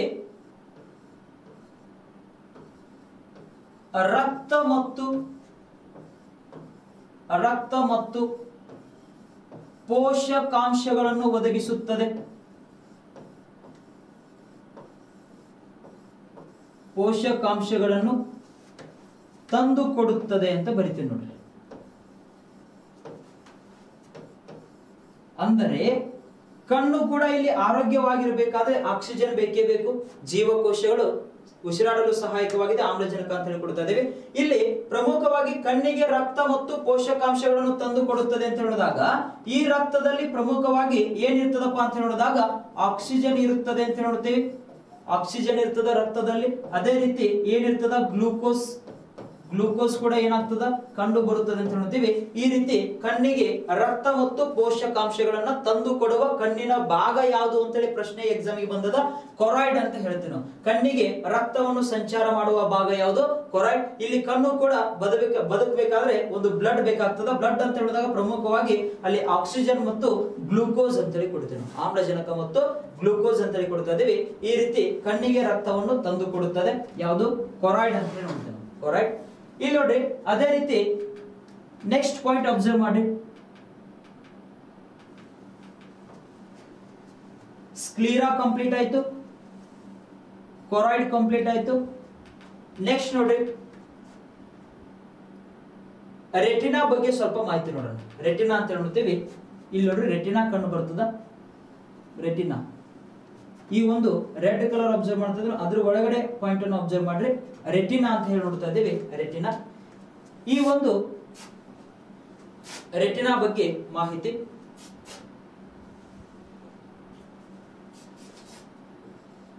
ನಂಬರ್ 3 ರೆಟಿನಾ. ಇದನ್ನ ಕನ್ನಡದಲ್ಲಿ ಅಕ್ಷಿಪಟಲ ಅಂತ ಕರಿತೀವಿ ನಾವು. ಕನ್ನಡದಲ್ಲಿ ಯಾವ ಪಟಲ? ಅಕ್ಷಿಪಟಲ, ರೆಟಿನಾ. ಈ ಒಂದು ರೆಟಿನಾ ಯಾವ ರೂಪದಲ್ಲಿ ಕಾರ್ಯನಿರ್ವಹಿಸುತ್ತದೆ ಅಂತ ಹೇಳಿ ನೋಡಿದಾಗ ಸ್ಕ್ರೀನ್ ರೂಪದಲ್ಲಿ ಕಾರ್ಯನಿರ್ವಹಿಸುತ್ತದೆ. ಸ್ಕ್ರೀನ್ ರೂಪದಲ್ಲಿ ಅಥವಾ ಪರದೆಯ ರೂಪದಲ್ಲಿ ಕಾರ್ಯನಿರ್ವಹಿಸುತ್ತದೆ. ಪರದೆಯ ರೂಪದಲ್ಲಿ ಕಾರ್ಯನಿರ್ವಹಿಸುತ್ತದೆ. ಪ್ರಶ್ನೆ ಕೇಳ್ತಾರ, ಸ್ಕ್ರೀನ್ ರೂಪದಲ್ಲಿ ಕಾರ್ಯನಿರ್ವಹಿಸತಕ್ಕಂತಹ ಕಣ್ಣಿನ ಭಾಗ ಯಾವುದು ಅಂತ ಹೇಳಿ ಪ್ರಶ್ನೆ ಕೇಳಿದ್ರೆ ಅದಕ್ಕೆ ಸರಿಯಾದ ಉತ್ತರ ಯಾವುದು? ರೆಟಿನಾ ಅಂತ ಹೇಳಿ ಕೊಡ್ತಾ ಇದೀವಿ. ಅಕ್ಷಿಪಟಲ ಅಂತ ಹೇಳಿ ಕರಿತೀವಿ. ನೀವು ಸಾಮಾನ್ಯವಾಗಿ ನೋಡಿರ್ಬೋದು, ಒಂದು ಪ್ರೊಜೆಕ್ಟರ್ ಕಾರ್ಯನಿರ್ವಹಿಸಬೇಕಾದ್ರೆ ಅಲ್ಲಿ ಸ್ಕ್ರೀನ್ ಬೇಕಾಗ್ತದೆ ಮುಂದ್ಗಡೆ, ಅಥವಾ ನೀವು ಫಿಲ್ಮ್ ಟಾಕೀಸ್ ಅಲ್ಲಿ ನೋಡಿರ್ಬೋದು ಸ್ಕ್ರೀನ್ ಅಂತ ಹೇಳಿ ಇರ್ತದ. ಅಂದರೆ ಆ ಒಂದು ಸ್ಕ್ರೀನ್ ಮೇಲೆ ಏನ್ ಮೂಡ್ತದಪ್ಪ ಅಂತ ಹೇಳಿ ನೋಡಿದಾಗ ಸ್ಕ್ರೀನ್ ಮೇಲೆ ಒಂದು ವಸ್ತುವಿನ ಪ್ರತಿಬಿಂಬ ಮೂಡುತ್ತದೆ. ಪ್ರತಿಬಿಂಬ ಬೀಳುವ ಭಾಗವಾಗಿದೆ ಅಥವಾ ಪ್ರತಿಬಿಂಬ ಮೂಡುವ ಭಾಗವಾಗಿದೆ. ಪ್ರತಿಬಿಂಬ ಮೂಡುವ ಭಾಗ ಯಾವುದು? ರೆಟಿನಾ. ನಾವೇನು ವಸ್ತುಗಳನ್ನ ನೋಡ್ತೀವಿ, ವಸ್ತುಗಳನ್ನ ನೋಡಿದಾಗ ಎಸ್ ಅದೊಂದು ಮರ ಅದ ಅಂತ ಹೇಳ್ತೀವಲ್ಲ, ಅಥವಾ ಅದೊಂದು ಬಸ್ ಅದ, ಈ ರೀತಿ ಒಂದು ಕಟ್ಟಿಗೆ ಅದ, ಹಿಂಗೆಲ್ಲ ಹೇಳ್ತೀವಲ್ರಿ. ಹೇಳ್ತೀವಿ ಅಂತ ಹೇಳಿದಾಗ ಅದೊಂದು ಇಮೇಜ್ ಎಲ್ಲಿ ಹೋಗಿ ಬೀಳ್ತದ? ಕಣ್ಣಿನ ರೆಟಿನಾದ ಮೇಲೆ ಮೂಡುತ್ತದೆ ಅಂತ ಹೇಳ್ಕೊಡ್ತಾ ಇದ್ದೀವಿ. ಈ ರೀತಿ ಒಂದು ವಸ್ತುವಿನ ಪ್ರತಿಬಿಂಬ ಮೂಡುವ ಭಾಗ ಯಾವುದು, ಕಣ್ಣಿನ ಭಾಗ ಯಾವುದು ಅಂತ ಹೇಳಿ ಪ್ರಶ್ನೆ ಕೇಳ್ತಾನ ರೆಟಿನಾ ಅಂತ ಹೇಳಿ ಕೊಡ್ತೀವಿ. ಅಕ್ಷಿಪಟಲ ಇದು ಸ್ಕ್ರೀನ್ ರೂಪದಲ್ಲಿ ಅಥವಾ ಪರದೆಯ ರೂಪದಲ್ಲಿ ಏನ್ ಮಾಡುತ್ತದೆ? ಕಾರ್ಯನಿರ್ವಹಿಸುತ್ತದೆ ಅಂತ ಹೇಳಿ ಕೊಡ್ತೀವಿ. ಈ ಒಂದು ರೆಟಿನಾದ ಮೇಲೆ ಎಂತ ಪ್ರತಿಬಿಂಬ ಮೂಡುತ್ತದೆ ಅಂತ ಹೇಳಿ ಪ್ರಶ್ನೆ ಕೇಳ್ತಾನ. ತಲೆ ಕೆಳಗಾದ ಪ್ರತಿಬಿಂಬ ಮೂಡುತ್ತದೆ. ತಲೆ ಕೆಳಗಾದ ಪ್ರತಿಬಿಂಬ ಮೂಡುತ್ತದೆ. ತಲೆ ಕೆಳಗಾದ ಪ್ರತಿಬಿಂಬ ಮೂಡುತ್ತದೆ. ತಲೆ ಕೆಳಗಾದ ಪ್ರತಿಬಿಂಬ ಅಂತ ಹೇಳಿ ನೋಡಿದಾಗ ನೋಡ್ರಿ, ಇಲ್ಲಿ ನೀವು ಅದ್ರೆ ನಿಮ್ ಕಣ್ಣದ, ಇದು ನಿಮ್ ಕಣ್ಣದ ಅಂತ ತಿಳ್ಕೊಟ್ರಿ. ಇಲ್ಲಿ ಒಂದು ವಸ್ತುವನ್ನು ಇಟ್ಟಿವಿ. ವಸ್ತು ಹಿಂಗದ, ವಸ್ತು ಹಿಂಗದ.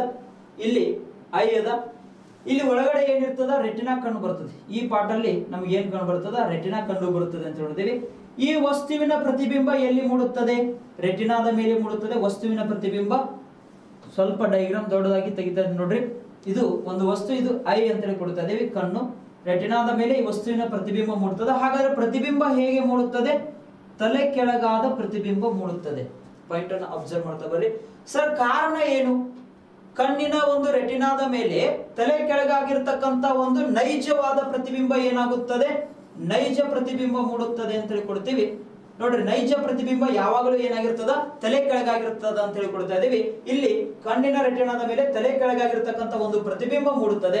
ಕಾರಣ ಏನಪ್ಪಾ ಅಂತ ಹೇಳಿದಾಗ ಕಣ್ಣಿನಲ್ಲಿ ಒಂದು ಲೆನ್ಸ್ ಕಂಡು ಬರುತ್ತದೆ. ಹಾಗಾದ್ರೆ ಕಣ್ಣಿನಲ್ಲಿ ಕಂಡು ಬರತಕ್ಕಂತಹ ಮಸೂರ ಯಾವುದು ಅಂತ ಕೇಳಿದ್ರೆ ಕಾನ್ವೆಕ್ಸ್ ಲೆನ್ಸ್. Convex lens. ಕನ್ನಡದಲ್ಲಿ ಯಾವ ಮಸೂರ? ಪೀನ ಮಸೂರ ಅಂತ ಹೇಳ್ತೀವಿ. ಪೀನ ಮಸೂರ. ಕಣ್ಣಿನ ಮಸೂರ ಯಾವ ಮಸೂರವಾಗಿದೆ ಅಂತ ಅನೇಕ ಬಾರಿ ಎಕ್ಸಾಮಿಗೆ ಪ್ರಶ್ನೆ ಬಂದದ ಗೊತ್ತಿರಲಿ. ಕಣ್ಣಿನ ಮಸೂರ ಪೀನ ಮಸೂರವಾಗಿದೆ. ಈ ಒಂದು ಪೀನ ಮಸೂರದ ಮೂಲಕ ಒಂದು ವಸ್ತು ತೂರಿಕೊಂಡು ಹೋದಾಗ ಆ ವಸ್ತು ಏನಾಗ್ತದಪ್ಪ ಅಂತ ಹೇಳಿದಾಗ ತಲೆ ಕೆಳಗಾಗಿರ್ತಕ್ಕಂಥ ಒಂದು ಇಮೇಜ್ ಅನ್ನ ಫಾರ್ಮೇಶನ್ ಮಾಡುತ್ತದೆ ಅಂತ ಹೇಳಿ ಕೊಡ್ತಾ ಇದೀವಿ. ಜೊತೆಗೆ ಯಾವ ಪ್ರತಿಬಿಂಬ ತಲೆ ಕೆಳಗಾಗಿರುತ್ತದೆಯೋ ಅದು ಏನಾಗಿರುತ್ತದೆ? ನೈಜವಾಗಿರುತ್ತದೆ ಅಂತ ಹೇಳಿ ಗೊತ್ತಿರಬೇಕು ನಾವು. ಹೌದ್ರಿ, ಏನಾಗಿರ್ತದ? ನೈಜ ಪ್ರತಿಬಿಂಬ ಅಂತ ಹೇಳಿ ಕೊಡ್ತಾ ಇದೀವಿ. ಇದು ಏನಾಗಿರ್ತದ? ತಲೆ ಕೆಳಗಾಗಿರುತ್ತದೆ. ನೀವು ಕೇಳಿರ್ಬೋದು ಸತ್ಯ ಪ್ರತಿಬಿಂಬ, ಮಿಥ್ಯ ಪ್ರತಿಬಿಂಬ, ತಲೆ ಕೆಳಗಾಗಿರುತ್ತದೆ, ನೇರವಾಗಿರುತ್ತದೆ ಅಂತೇಳಿ ಪಾಯಿಂಟ್ ಅನ್ನ ಕೇಳಿರ್ತಾರೆ. ಈ ರೀತಿ ಈ ಒಂದು ರೆಟಿನಾದ ಮೇಲೆ ತಲೆ ಕೆಳಗಾಗಿರ್ತಕ್ಕಂಥ ಒಂದು ಪ್ರತಿಬಿಂಬ ಮೂಡುತ್ತದೆ ಅಂತ ಹೇಳಿ ಕೊಡ್ತೀವಿ. ಇನ್ವರ್ಟೆಡ್ ಇಮೇಜ್ ಅಂತ ಹೇಳ್ತೀವಿ ನಾವು. ಯಾವ ಇಮೇಜ್? Inverted image.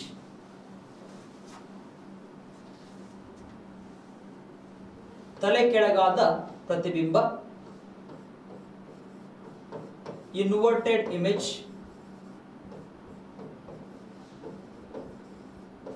ಇದು ತಲೆ ಕೆಳಗಾದ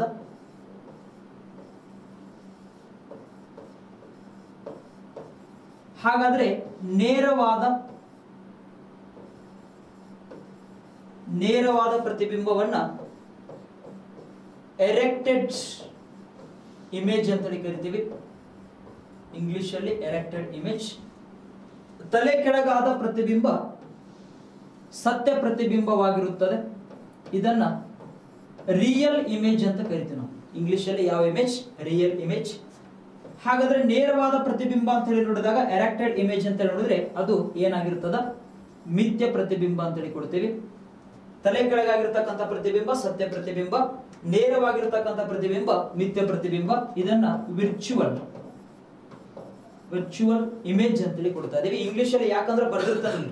ಇಂಗ್ಲಿಷ್ ಅಲ್ಲಿ ನಾವಿಲ್ಲಿ ತಲೆ ಕೆಳಗಾದ ಪ್ರತಿಬಿಂಬ ಮೂಡುತ್ತದೆ ಅಂತ ಹೇಳಿ ಕೊಡಲ್ಲ. ಇಲ್ಲಿ ಇನ್ವರ್ಟೆಡ್ ಇಮೇಜ್ ಅಂತ ಹೇಳಿ ಬರ್ದಿರ್ತಾನೆ ನೋಡಿ. ಹಿಂಗೆ ಇನ್ವರ್ಟೆಡ್, ಹೌದಾ? ಈ ರೀತಿ ಬರ್ದಿರ್ತಾನೆ. ಅದಕ್ಕಾಗಿ ಇಂಗ್ಲಿಷ್ ಐಡಿಯಾ ಕೊಡ್ತಾ ಇದ್ದೀನಿ. ಯಾಕಂದ್ರೆ ಇದು ಮಿರರ್ ಮತ್ತು ಲೆನ್ಸ್ ಗಳ ಮೇಲೆ ಹೆಚ್ಚಾಗಿ ಇಂಗ್ಲಿಷ್ ಪದಗಳನ್ನ ಯೂಸ್ ಮಾಡ್ತಾ ಇದ್ದಾನ. ಇದೊಂದು ಪ್ರಶ್ನೆ ಪತ್ರಿಕೆಗಳನ್ನ ಅಬ್ಸರ್ವ್ ಮಾಡ್ತಾ ಬರ್ರಿ. ಸತ್ಯ ಪ್ರತಿಬಿಂಬ, ಪರದೆಯ ಮೇಲೆ ಯಾವ ಪ್ರತಿಬಿಂಬವನ್ನು ಹಿಡಿಯಲು ಸಾಧ್ಯವಿದೆಯೋ ಆ ಪ್ರತಿಬಿಂಬವನ್ನು ಸತ್ಯ ಪ್ರತಿಬಿಂಬ ಅಂತ ಹೇಳ್ತೀವಿ. ಪರದೆಯ ಮೇಲೆ ಯಾವ ಪ್ರತಿಬಿಂಬವನ್ನು ಹಿಡಿಯಲು ಸಾಧ್ಯವಿಲ್ಲವೋ ಅದನ್ನ ಮಿಥ್ಯ ಪ್ರತಿಬಿಂಬ ಅಂತ ಹೇಳಿ ಕರಿತೀವಿ, ವಿರ್ಚುವಲ್ ಇಮೇಜ್. ಇಲ್ಲಿ ನೋಡ್ರಿ, ಮಿಥ್ಯಕ್ಕೆ ಇನ್ನೊಂದು ಹೆಸರು ಏನು ಕೊಡಬಹುದು ಅಂತ ಹೇಳಿದಾಗ ವಾಸ್ತವಾಭಾಸ ಅಂತೇಳಿ ಕೊಟ್ಟಿರ್ತಾನೆ. ವಾಸ್ತವಾಭಾಸ ಹೆಸರು ಬೇರೆ ಕೊಟ್ಟಿರ್ತಾನೆ. ಆಪ್ಷನ್ ಅಲ್ಲಿ ಗೊತ್ತಿರಲಿ ವಾಸ್ತವಾಭಾಸ. ಇಂಗ್ಲಿಷ್ ಅಲ್ಲಿ ನೆನ್ಪಿಟ್ಕೋರಿ ವಿರ್ಚುವಲ್ ಇಮೇಜ್ ಅಂತ ಹೇಳಿ ಕೊಡ್ತಾ ಇದೀವಿ. ಹಾಗಾದ್ರೆ ರೆಟಿನಾದ ಮೇಲೆ ಎಂತ ಒಂದು ಪ್ರತಿಬಿಂಬ ಮೂಡುತ್ತದೆ? ತಲೆ ಕೆಳಗಾಗಿರ್ತಕ್ಕಂಥ ಸತ್ಯವಾದ ಪ್ರತಿಬಿಂಬ ಮೂಡುತ್ತದೆ ಅಂತ ಕೊಡ್ತೇನೆ. ರಿಯಲ್ ಇಮೇಜ್ ಏನಾಗುತ್ತದೆ? ಫಾರ್ಮೇಶನ್ ಆಗುತ್ತದೆ ಅಂತ ಹೇಳ್ತೇವೆ. ಈ ಒಂದು ರೆಟಿನಾ ಈ ರೂಪದಲ್ಲಿ ಏನಾಗ್ತದ? ತನ್ನ ಕಾರ್ಯವನ್ನು ನಿರ್ವಹಿಸುತ್ತದೆ. ಹಾಗಾದ್ರೆ ನೆಕ್ಸ್ಟ್ ಪಾಯಿಂಟ್ ನೋಡ್ರಿ, ರೆಟಿನಾದಲ್ಲಿ ಏನ್ ಕಂಡು ಬರ್ತಾವಪ್ಪ ಅಂತ ಹೇಳಿದಾಗ ಗ್ರಾಹಕಗಳು ಕಂಡು ಬರುತ್ತವೆ. ರೆಟಿನಾದಲ್ಲಿ ಏನ್ ಕಂಡು ಬರ್ತಾವ? ಗ್ರಾಹಕಗಳು ಕಂಡು ಬರುತ್ತವೆ. ಗ್ರಾಹಕಗಳು, ರಿಸೀವರ್ಸ್ ಅಂತ ಹೇಳ್ತೀವಿ ಇಂಗ್ಲಿಷ್ ಅಲ್ಲಿ. ರಿಸೀವರ್ಸ್, ಗ್ರಾಹಕಗಳು. ಮೊದಲನೇದಾಗಿ ನೋಡ್ರಿ, ಗ್ರಾಹಕ ಕೋನ್ಸ್. ಕೋನ್ಸ್ ಕನ್ನಡದಲ್ಲಿ ಶಂಕುವಿನಾಕಾರಕಗಳು ಅಂತ ಕರಿತೀವಿ. ಶಂಕುವಿನಾಕಾರಕಗಳು, ಕೋನ್ಸ್, ಶಂಕುವಿನಾಕಾರಕಗಳು. ಈ ಶಂಕುವಿನಾಕಾರಕಗಳು ಅಂತ ಹೇಳಿದಾಗ ಯಾವ ರೀತಿ ಕಂಡು ಬರುತ್ತವೆ ಅಂತ ಕೇಳಿದ್ರೆ ಈ ರೀತಿ ಅಂತ ಹೇಳ್ತೇವೆ. ಶಂಕುವಿನಾಕಾರಕಗಳು, ಕೋನ್ಸ್ ಅಂತ ಹೇಳ್ತಾ ಇದ್ದೇವೆ. ಈ ಒಂದು ಕೋರ್ಸ್ಗಳ ಬಗ್ಗೆ ಮಾಹಿತಿ ನೋಡ್ತಾ ಬರೋಣ. ಇದೊಂದು ರೆಟಿನಾದಲ್ಲಿ ಕಂಡು ಬರ್ತಕ್ಕಂಥ ಏನಾಗಿದೆ? ಗ್ರಾಹಕವಾಗಿದೆ. ಹಾಗಾದ್ರೆ ಕೋನ್ಸ್ ಯಾವುದಕ್ಕೆ ಸಹಾಯಕವಾಗಿವೆ ಅಂತ ಹೇಳಿ ನೋಡಿದರೆ ಬೆಳಕಿನಲ್ಲಿ ವಸ್ತುಗಳನ್ನು ವೀಕ್ಷಿಸಲು ಸಹಾಯಕವಾಗಿದೆ. ಬೆಳಕಿನಲ್ಲಿ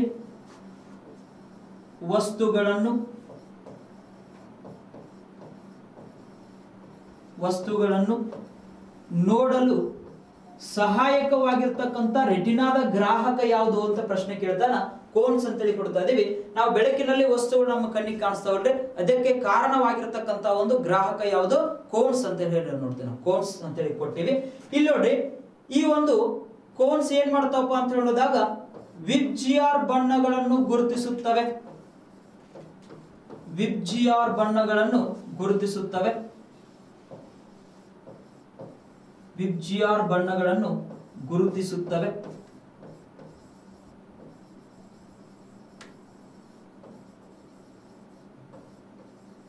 ವಿಬ್ಜಿಆರ್ ಬಣ್ಣಗಳನ್ನ ಇಂಡಿಕೇಟ್ ಮಾಡ್ತಕ್ಕಂಥ ರೆಟಿನಾದ ಭಾಗ ಯಾವುದು? ಕೋನ್ಸ್ ಅಂತ ಹೇಳಿ ಕೊಡ್ತಾ ಇದೀವಿ. ಸರಿಯಾಗಿ ಪಾಯಿಂಟ್ ಅನ್ನು ನೆನ್ಪಿಟ್ಕೊಳ್ತಾ ಬರ್ರಿ.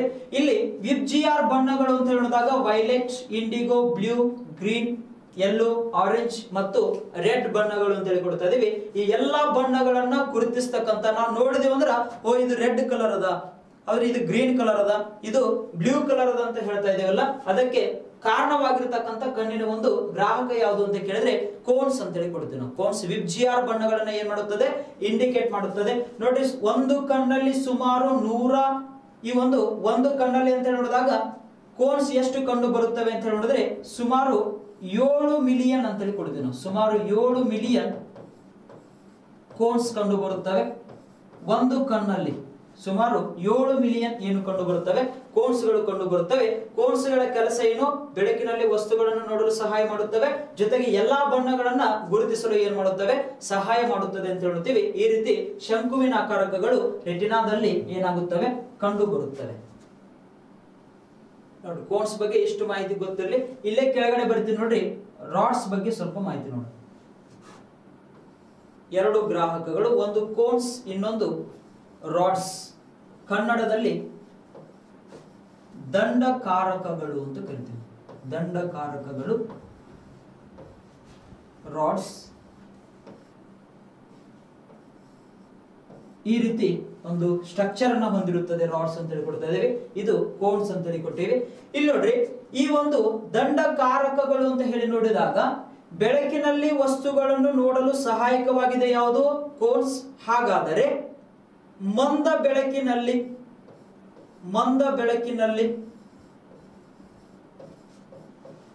ಬೆಳಕಿನಲ್ಲಿ ಅಥವಾ ಕತ್ತಲಲ್ಲಿ ವಸ್ತುಗಳನ್ನು ನೋಡಲು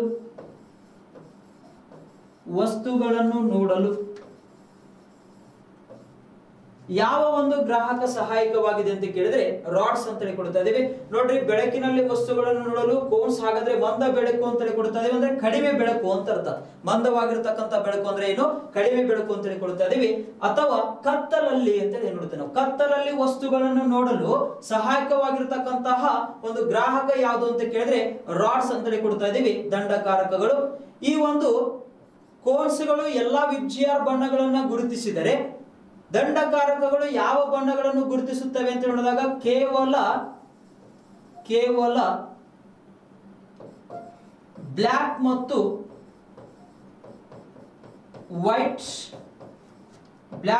ವೈಟ್ ಬಣ್ಣಗಳನ್ನು ಮಾತ್ರ ಗುರುತಿಸುತ್ತವೆ. ಕೇವಲ ಕಪ್ಪು ಮತ್ತು ಬಿಳಿ ಬಣ್ಣಗಳನ್ನ ಮಾತ್ರ ಇಂಡಿಕೇಟ್ ಮಾಡುತ್ತೆ. ನೋಡ್ರಿ, ಸಾಮಾನ್ಯವಾಗಿ ನಾವು ಕತ್ತಲಲ್ಲಿ ಹೋದ್ವಿ ಅಂತ ತಿಳ್ಕೊರಿ, ಒಂದು ಬ್ಲ್ಯಾಕ್ ಆದ್ರೂ ಕಾಣಿಸ್ತದ, ಇಲ್ಲಾಂದ್ರೆ ಏನ್ ಕಾಣಿಸ್ತದ? ವೈಟ್ ವಸ್ತು ಕಾಣಿಸಬಹುದು ಅಂತ ಹೇಳಿ ನೋಡ್ತಾ ಇದೀವಿ. ಅಥವಾ ಈ ಒಂದು ಕತ್ತಲಲ್ಲಿ ಮತ್ತೆ ಲೈಟ್ ಇತ್ತಪ್ಪ ಅಂತ ಹೇಳಿ ನೋಡಿದಾಗ ಅಲ್ಲಿ ವಸ್ತುವಿನ ಬಣ್ಣ ನಮಗೆ ಕಾಣಿಸ್ತದ. ಇಲ್ಲಿ ಸಹಾಯ ಯಾವ್ದು ಮಾಡ್ತದ? ಬಣ್ಣಗಳು ಅಂತ ಹೇಳಿದಾಗ ಈ ಒಂದು ಕೋಡ್ ಸಹಾಯ ಮಾಡುತ್ತದೆ. ಈ ರೀತಿ ರಾಡ್ಸ್ ಅಂತ ಹೇಳಿದಾಗ ಕೇವಲ ಕಪ್ಪು ಮತ್ತು ಬಿಳಿ ಬಣ್ಣಗಳನ್ನು ಮಾತ್ರ ಏನ್ ಮಾಡುತ್ತದೆ? ಗುರುತಿಸುತ್ತದೆ ಅಂತ ಹೇಳ್ತೀವಿ. ಕತ್ತಲಲ್ಲಿ ವಸ್ತುಗಳನ್ನು ವೀಕ್ಷಿಸಲು ಸಹಾಯಕವಾಗಿರತಕ್ಕಂತ ಒಂದು ಗ್ರಾಹಕ ಯಾವುದು ಅಂತ ಕೇಳಿದ್ರೆ ರಾಡ್ಸ್ ಅಂತ ಹೇಳ್ತೀವಿ.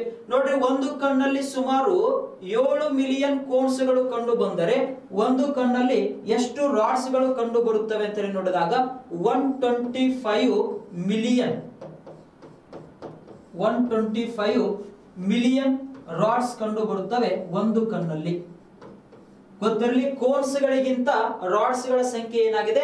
ಹೆಚ್ಚಾಗಿದೆ. ಒಂದು ಕಣ್ಣಲ್ಲಿ 2 ಗ್ರಾಹಕಗಳು ಕಂಡು ಬರುತ್ತವೆ, ಕೋನ್ಸ್ ಮತ್ತು ರಾಡ್ಸ್. ಇವು ಎಲ್ಲಿ ಕಂಡು ಬರ್ತಾವ? ರೆಟಿನಾದಲ್ಲಿ ಕಂಡು ಬರುತ್ತವೆ. ಹಾಗಾದ್ರೆ ಒಂದು ಕಣ್ಣಲ್ಲಿ 7 ಮಿಲಿಯನ್ ಕೋನ್ಸ್ಗಳು ಕಂಡು ಬಂದರೆ ಒಂದು ಕಣ್ಣಲ್ಲಿ ಎಷ್ಟು ರಾಡ್ಸ್ಗಳು ಕಂಡು ಬರುತ್ತವೆ ಅಂತ ಕೇಳಿದ್ರೆ 125 ಮಿಲಿಯನ್ ಏನು ಕಂಡು ಬರುತ್ತವೆ, ರಾಡ್ಸ್ ಕಂಡು ಬರುತ್ತವೆ. ಇಲ್ಲಿ ಒಂದು ಅನುಪಾತ ಬರೀತೀನಿ ನೋಡಿ, ಕೋನ್ಸ್ ಮತ್ತು ರಾಡ್ಸ್ಗಳ ಒಂದು ಅನುಪಾತ ಅಂತ ಕೇಳಿದ್ರೆ 1:3 1:15 ಅಂತ ಹೇಳಿದೆ ನಾವು. 1:15 ಅಂದರೆ ಒಂದು ಕಣ್ಣಲ್ಲಿ ಒಂದು ಕೋನ್ ಕಂಡು ಬಂದರೆ 15 ಏನು ಕಂಡು ಬರುತ್ತವೆ, ರಾಡ್ಸ್ ಕಂಡು ಬರುತ್ತವೆ ಅಂತ ಹೇಳ್ತೀವಿ. ಒಂದು ಕಣ್ಣಲ್ಲಿ ಒಂದು ಕೋನ್ ಕಂಡು ಬಂದರೆ 15 ರಾಡ್ಸ್ ಗಳು ಕಂಡು ಬರುತ್ತವೆ ಅಂತ ಹೇಳ್ಕೊಳ್ತಾ ಇದೀವಿ. ಅಂದರೆ ಒಂದು ಪಾಯಿಂಟ್ ಗೊತ್ತಿರಬೇಕು, ಕೋನ್ಸ್ ಗಳಿಗಿಂತ ರಾಡ್ಸ್ ಗಳ ಸಂಖ್ಯೆ ಏನಾಗಿರುತ್ತದೆ, ಹೆಚ್ಚಾಗಿರುತ್ತದೆ. ಕೋನ್ಸ್ ಗಳಿಗಿಂತ ರಾಡ್ಸ್ ಗಳ ಸಂಖ್ಯೆ ಏನಾಗಿರುತ್ತದೆ, ಹೆಚ್ಚಾಗಿರುತ್ತದೆ ಅಂತ ಹೇಳ್ತೀವಿ. ಇದೇ ಪ್ರಶ್ನೆ ಎಲ್ಲಿ ಕೇಳಿದ್ದಪ್ಪ ಅಂತ ಹೇಳಿದಾಗ ಲ್ಯಾಬ್ ಅಟೆಂಡರ್ ಎಕ್ಸಾಮಿನೇಷನ್ 2021 ನಲ್ಲಿ ಪ್ರಶ್ನೆ ಬಂದಿತ್ತು. ಕಣ್ಣಿಗೆ ಸಂಬಂಧಪಟ್ಟ ಹಾಗೆ ಹೇಳಿಕೆ ಬಂದಿತ್ತು. ಯಾವುದು ಅಂತ ಹೇಳಿದ್ರೆ ಇಲ್ಲಿ ಕೋನ್ಸ್ ಗಳಿಗಿಂತ ರಾಡ್ಸ್ ಗಳ ಸಂಖ್ಯೆ ಏನಾಗಿರುತ್ತದೆ, ಹೆಚ್ಚಾಗಿರುತ್ತದೆ. ರಾಡ್ಸ್ ಗಳು ಯಾವುದಕ್ಕೆ ಸಹಾಯಕವಾಗಿವೆ ಅಂತ ಕೇಳಿದ್ರೆ ಈ ಕತ್ತಲಲ್ಲಿ ವಸ್ತುಗಳನ್ನು ನೋಡಲು ಅಥವಾ ಮಂದ ಬೆಳಕಿನಲ್ಲಿ ವಸ್ತುಗಳನ್ನು ನೋಡಲು ಏನಾಗಿದೆ, ಸಹಾಯಕವಾಗಿರತಕ್ಕಂತ ಒಂದು ಗ್ರಾಹಕ ಅಂತ ಹೇಳಿದೀವಿ. ಎಲ್ಲಿ ಕಂಡು ಬರುತ್ತವೆ, ಕೋನ್ಸ್ ಮತ್ತು ರಾಡ್ಸ್ ಗಳು ಕಣ್ಣಿನ ರೆಟಿನಾದ ಒಳಗಡೆ ಕಂಡು ಬರುತ್ತವೆ ಅಂತೇಳಿ ನೋಡಿದ್ರು. ಇದರದೊಂದು ಡಯಾಗ್ರಾಮ್ ಅನ್ನು ನೋಡ್ತಾ ಬರೋಣ. ಕೋನ್ಸ್ ಮತ್ತು ರಾಡ್ಸ್ ಒಂದು ಡಯಾಗ್ರಾಮ್ ನೋಡ್ರಿ. ಇಲ್ಲಿ ನೋಡ್ರಿ, ಡಯಾಗ್ರಾಮ್ ಅನ್ನು ನೋಡ್ತಾ ಬರ್ರಿ. ಕೋನ್ ಮತ್ತು ರಾಡ್ ಅಂತೇಳಿ ಕೊಡ್ತಾ ಇದೀವಿ ನಾವು. ಅಬ್ಸರ್ವ್ ಮಾಡ್ತಾ ಬರ್ರಿ, ಕೋನ್ಸ್ ಮತ್ತು ರಾಡ್ಸ್ ಅಂತೇಳಿ ಕೊಡ್ತಾ ಇದೀವಿ. ಇಲ್ಲಿ ನೋಡಿ ಸ್ವಲ್ಪ ಗ್ರೀನ್ ಕಲರ್ ಅಲ್ಲಿ ಕಾಣಿಸ್ತಾ ಇದೆ ನೋಡ್ರಿ, ಕೋನ್ ಅಂತ ಹೇಳ್ತಾ ಇದೀವಿ. ಮುಂಭಾಗದಲ್ಲಿ ಈ ರೀತಿ ಏನಾಗ್ತದೆ ಅಂತ ಹೇಳಿದ್ರೆ ಶಾರ್ಪ್ ಅಲ್ಲಿ ಕಂಡು ಬರ್ತಾ ಇದೆ ನೋಡ್ರಿ. ಇದನ್ನ ಕೋನ್ ಅಂತ ಕೊಡ್ತಾ ಇದೀವಿ, ಕೋನ್. ಅದೇ ರೀತಿ ಅದರ ಕೆಳಗಡೆ ಅಬ್ಸರ್ವ್ ಮಾಡಿ ರಾಡ್ಸ್ ಕಂಡು ಬರುತ್ತಾ ಇದಾವೆ ಅಂತ ಹೇಳ್ತೀವಿ. ರಾಡ್ಸ್ ಕಂಡು ಬರುತ್ತವೆ, ಇವು ರೆಟಿನಾದ ಒಳಗಡೆ ಕಂಡು ಬರುತ್ತವೆ ಅಂತ ಹೇಳಿ ಕೊಡ್ತಾ ಇದೀವಿ, ಕಂಡು ಬರುತ್ತವೆ. ಕೋನ್ಸ್ ಮತ್ತು ರಾಡ್ಸ್ ಅನ್ನು ಡಯಾಗ್ರಾಮ್ ನೋಡ್ರಿ. ನೆಕ್ಸ್ಟ್ ನೋಡ್ರಿ, ರೆಟಿನಾದ ಮೇಲೆ ತಲೆ ಕೆಳಗಾಗಿರ್ತಕ್ಕಂಥ ಒಂದು ಪ್ರತಿಬಿಂಬ ಮೂಡುತ್ತದೆ ಅಂತ ಹೇಳಿ ನೋಡಿದ್ದೆ ನಾವು. ರೆಟಿನಾದಲ್ಲಿ ತಲೆ ಕೆಳಗಾಗಿರ್ತಕ್ಕಂಥ ಒಂದು ಪ್ರತಿಬಿಂಬ ಮೂಡುತ್ತದೆ. ಇಲ್ಲಿ ಡಯಾಗ್ರಾಮ್ ಅನ್ನು ಅಬ್ಸರ್ವ್ ಮಾಡ್ತಾ ಬರ್ರಿ. ಇಲ್ಲಿ ಯಾವ ಕಲರ್ ಅಂತ ಹೇಳಿ ನೋಡಿದಾಗ ಈ ಒಂದು ಗ್ರೀನ್ ಕಲರ್ ಆಗಿರ್ತಕ್ಕಂಥ ಒಂದು ಮರವನ್ನ ಅಬ್ಸರ್ವ್ ಮಾಡ್ತಾ ಇದ್ರಿ. ಗ್ರೀನ್ ಕಲರ್ ಆಗಿರ್ತಕ್ಕಂಥ ಒಂದು ಮರದ ಇದನ್ನ ಈ ಒಂದು ಮರದ ಪ್ರತಿಬಿಂಬ ಯಾವ ರೀತಿ ಮೂಡುತ್ತದೆ ಅಂತ ಹೇಳಿದಾಗ ರೆಟಿನಾದ ಮೇಲೆ ಈ ಒಂದು ತಲೆ ಕೆಳಗಾಗಿರ್ತಕ್ಕಂಥ ಒಂದು ಪ್ರತಿಬಿಂಬ ಮೂಡುತ್ತದೆ ಅಂತ ಹೇಳಿದೀವಿ. ತಲೆ ಕೆಳಗಾಗಿರ್ತಕ್ಕಂಥ ಒಂದು ಪ್ರತಿಬಿಂಬ ಇಲ್ಲಿ ಅಬ್ಸರ್ವ್ ಮಾಡ್ತಾ ಬರ್ರಿ. ತಲೆ ಕೆಳಗಾಗಿರ್ತಕ್ಕಂಥ ಪ್ರತಿಬಿಂಬ ಅಲ್ಲಿ ಯಾವ ರೀತಿ ಅದ, ಇಲ್ಲಿ ಯಾವ ರೀತಿ ಕಂಡು ಬರ್ತಾ ಇದೆ ಅಂತ ಹೇಳಿ ನೀವು ಅಬ್ಸರ್ವ್ ಮಾಡಬಹುದು. ಕಾರಣ ಏನು ಅಂತ ಹೇಳಿ ನೋಡ್ತೀವಿ, ಲೆನ್ಸ್ ಅಂತ ಹೇಳಿ ಕೊಡ್ತಾ ಇದೀವಿ. ಕಾರಣ ಲೆನ್ಸ್. ಇಷ್ಟು ಈ ಒಂದು ರೆಟಿನಾದ ಬಗ್ಗೆ ಮಾಹಿತಿ ಕಂಪ್ಲೀಟ್ ಆಯ್ತು. ರೆಟಿನಾದ ಬಗ್ಗೆ ಮಾಹಿತಿ ಕಂಪ್ಲೀಟ್ ಆಯ್ತು. ನೆಕ್ಸ್ಟ್ ನೋಡ್ರಿ, ಸ್ಕ್ಲೀರಾ, ಕೊರಾಯ್ಡ್ಸ್, ರೆಟಿನಾ ಕಂಪ್ಲೀಟ್ ಆಯ್ತು. ನೆಕ್ಸ್ಟ್ ಒನ್, ಈ ಒಂದು ಫೋವಿಯಾ ಅಂತ ಹೇಳ್ತೀವಿ ನಾವು. ಫೋವಿಯಾ ಇದು ಕೂಡ ಏನ್ ಮಾಡ್ತದಪ್ಪ ಅಂತ ಹೇಳಿದಾಗ ಈ ಒಂದು ವಸ್ತುಗಳನ್ನ ವೀಕ್ಷಿಸಲು ಏನ್ ಮಾಡ್ತದ, ಸಹಾಯ ಮಾಡುತ್ತದೆ ಅಂತ ಹೇಳಿ ನೋಡ್ತೀವಿ. ರೆಸ್ಪಾನ್ಸಿಬಲ್ ಫಾರ್ ಸೆಂಟ್ರಲ್ ವಿಷನ್ ಅಂತ ಹೇಳಿ ಕೊಡ್ತಾ ಇದೀವಿ ನಾವು. ಹೌದ್ರಿ, ರೆಸ್ಪಾನ್ಸಿಬಲ್ ಫಾರ್ ಸೆಂಟ್ರಲ್ ವಿಷನ್ ಯಾವುದು, ಪೋವಿಯಾ ಅಂತ ಹೇಳಿ ಕರಿತೀವಿ. ಪೋವಿಯಾ ಗೊತ್ತಿರಲಿ, ಇದು ಎಲ್ಲಿ ಕಂಡು ಬರ್ತದ, ಈ ಒಂದು ರೆಟಿನಾದ ಭಾಗದಲ್ಲಿ ಏನಾಗುತ್ತದೆ, ಕಂಡು ಬರುತ್ತದೆ ಅಂತ ಹೇಳ್ತೇವೆ. ನೆಕ್ಸ್ಟ್ ಪಾಯಿಂಟ್ ನೋಡ್ರಿ, ಆಪ್ಟಿಕ್ ನರ್ವ್ ಅಂತ ಹೇಳಿ ಕರಿತೀವಿ ನಾವು. ನೆಕ್ಸ್ಟ್ ಪಾಯಿಂಟ್ ಯಾವುದು, ಆಪ್ಟಿಕ್ ನರ್ವ್ ಅಂತ ಹೇಳಿ ಕೊಡ್ತಾ ಇದೀವಿ. ಚಾಕ್ಷುಷ ನರಗಳು ಅಂತ ಹೇಳಿ ಕರಿತೀವಿ ನಾವು. ಆಪ್ಟಿಕ್ ನರ್ವ್ಸ್ ನೋಡ್ರಿ, ಇಲ್ಲಿ ಪಾಯಿಂಟ್ ಅಬ್ಸರ್ವ್ ಮಾಡ್ತಾ ಇದ್ರಿ. ಆಪ್ಟಿಕ್ ನರ್ವ್ಸ್ ಅಂತ ಹೇಳಿ ನೋಡ್ತೀರಿ.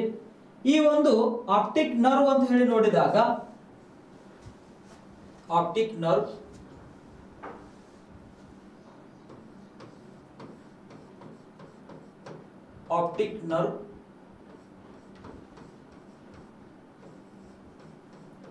ಕಣ್ಣು ಸ್ವೀಕರಿಸಿದ ಸಂದೇಶವನ್ನು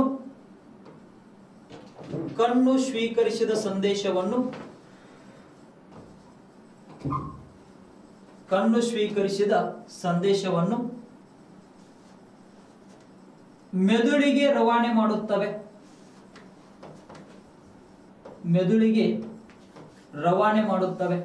ಪಾಯಿಂಟ್ ಗೊತ್ತಿರಲಿ. ಚಾಕ್ಷುಷ ನರಗಳು ಅಂತ ಕರಿತೀವಿ ನಾವು ಕನ್ನಡದಲ್ಲಿ. ಯಾವ ನರಗಳು? ಚಾಕ್ಷುಷ ನರಗಳು ಅಂತೇಳಿ ಕರಿತೀವಿ. ಆಪ್ಟಿಕ್ ನರ್ವ್ಸ್ ಅಂತೇಳಿ ಕೊಡ್ತಾ ಇದೀವಿ. ಈ ಒಂದು ಚಾಕ್ಷುಷ ನರಗಳ ಕೆಲಸ ಏನಪ್ಪಾ ಅಂತ ಹೇಳಿ ನೋಡಿದಾಗ ಕಣ್ಣು ಸ್ವೀಕರಿಸಿದ ಸಂದೇಶವನ್ನ ಮೆದುಳಿಗೆ ರವಾನೆ ಮಾಡತಕ್ಕಂತ ಒಂದು ಕೆಲಸವನ್ನು ಮಾಡುತ್ತವೆ ಈ ಒಂದು ಚಾಕ್ಷುಷ ನರಗಳು ಅಂತೇಳಿ ಕರಿತೀವಿ. ಕಣ್ಣು ಸ್ವೀಕರಿಸಿದ ಸಂದೇಶವನ್ನ ಮೆದುಳಿಗೆ ರವಾನೆ ಮಾಡುತ್ತವೆ, ಆಪ್ಟಿಕ್ ನರ್ವ್ಸ್ ಅಂತೇಳಿ ಕೊಡ್ತಾ ಇದೀವಿ. ನೆಕ್ಸ್ಟ್ ಪಾಯಿಂಟ್ ನೋಡ್ರಿ, ಆಪ್ಟಿಕ್ ನರ್ವ್ ಕಂಪ್ಲೀಟ್ ಆಯ್ತು. ರೆಟಿನಾ, ಕೊರೈಡ್ಸ್, ಫೋವಿಯಾ, ಸ್ಕ್ಲೀರಾ ಆಯ್ತು. ನೆಕ್ಸ್ಟ್ ಈ ಒಂದು ಕಣ್ಣಿನ ಭಾಗದಲ್ಲಿ ಈ ಒಂದು ಲೆನ್ಸ್ ನ ಹಿಂಭಾಗದಲ್ಲಿ ಕಂಡು ಬರ್ತಕ್ಕಂತ ಒಂದು ದ್ರವ ಪದಾರ್ಥ ಯಾವ್ದಪ್ಪ ಅಂತ ಹೇಳಿ ನೋಡಿದಾಗ ವಿಟ್ರಿಯಸ್ ಹ್ಯೂಮರ್ ಅಂತ ಹೇಳಿ ಕರಿತೀವಿ. ಯಾವುದು? ವಿಟ್ರಿಯಸ್ ಹ್ಯೂಮರ್ ಅಂತ ಹೇಳ್ತೀವಿ. ಈ ಒಂದು ವಿಟ್ರಿಯಸ್ ಹ್ಯೂಮರ್ ಅಂತ ಹೇಳಿದಾಗ ಇದನ್ನ ಕನ್ನಡದಲ್ಲಿ ಕಾಚಕ ಧಾತು ಅಂತ ಹೇಳಿ ಕೊಡ್ತಾ ಇದೀವಿ. ಕಾಚಕ ಧಾತು ಅಂತ ಹೇಳಿ ಕೊಡ್ತಾ ಇದೀವಿ. ಕಾಚಕ ರಸ ಧಾತು ಅಂತ ಹೇಳಿ ನೋಡ್ತಾ ಇದೀವಿ. ಈ ರೀತಿ ವಿಟ್ರಿಯಸ್ ಹ್ಯೂಮರ್ ಕಂಡು ಬರುತ್ತದೆ ಈ ಭಾಗದಲ್ಲಿ ಅಂತ ಹೇಳಿದ್ದೇವೆ. ಅದೇ ರೀತಿ ಇಲ್ಲೊಂದು ಪಾಯಿಂಟ್ ಅನ್ನು ಅಬ್ಸರ್ವ್ ಮಾಡಬಹುದು ನೀವು. ನೆಕ್ಸ್ಟ್ ಇಲ್ಲಿ ಮುಂಭಾಗದಲ್ಲಿ ನೋಡ್ರಿ, ಸ್ವಲ್ಪ ಮುಂಭಾಗದಲ್ಲಿ ಇರ್ತಕ್ಕಂತ ಎಲ್ಲಾ ಪಾಯಿಂಟ್ಸ್ ಅನ್ನು ನೋಡ್ತಾ ಬರೋಣ. ಮೊದಲನೇದಾಗಿ ಲೆನ್ಸ್ ನೋಡ್ರಿ. ಲೆನ್ಸ್ ಕಣ್ಣಿನ ಮೊಸುರ ಯಾವ ಮೊಸುರವಾಗಿದೆ ಅಂತ ಆಲ್ರೆಡಿ ನಿಮಗೆ ಪಾಯಿಂಟ್ ಗೊತ್ತದ. ಯಾವ ಮೊಸುರ? ಪೀನ ಮೊಸುರ ಅಂತ ಹೇಳ್ತೀವಿ ನಾವು. ಕಾನ್ವೆಕ್ಸ್ ಲೆನ್ಸ್ ಆಗಿದೆ. ಕಣ್ಣಿನ ಮೊಸುರ ಪೀನ ಮೊಸುರವಾಗಿದೆ. ಈ ಪಾರ್ಟ್ ಅಲ್ಲಿ ಕಂಡು ಬರ್ತದೆ ನೋಡ್ರಿ. ಇದು ಲೆನ್ಸ್ ಅಂತ ಹೇಳಿ ಕೊಡ್ತೀವಿ ನಾವು. ಪೀನ ಮೊಸುರ ಅಂತ ಹೇಳಿ ನೋಡಿದಾಗ ಯಾವ ರೀತಿ ಇರ್ತದೆ ಅಂತ ಹೇಳಿ ನೋಡಿದ್ರೆ ಅಂಚಿನಲ್ಲಿ ತೆಳುವಾಗಿದ್ದು ಮಧ್ಯದಲ್ಲಿ ಏನಾಗಿರುತ್ತದೆ? ದಪ್ಪವಾಗಿರುತ್ತದೆ. ಕಾನ್ವೆಕ್ಸ್ ಲೆನ್ಸ್ ಅಂಚಿನಲ್ಲಿ ತೆಳುವಾಗಿದ್ದು ಮಧ್ಯದಲ್ಲಿ ಏನಾಗಿರುತ್ತದೆ? ದಪ್ಪವಾಗಿರುತ್ತದೆ. ಇಂಥ ಒಂದು ಲೆನ್ಸ್ ಕಂಡು ಬರುತ್ತದೆ ಮಾನವನ ಕಣ್ಣಿನಲ್ಲಿ ಅಂತ ಹೇಳ್ತೇವೆ. ನೆಕ್ಸ್ಟ್ ನೋಡ್ರಿ,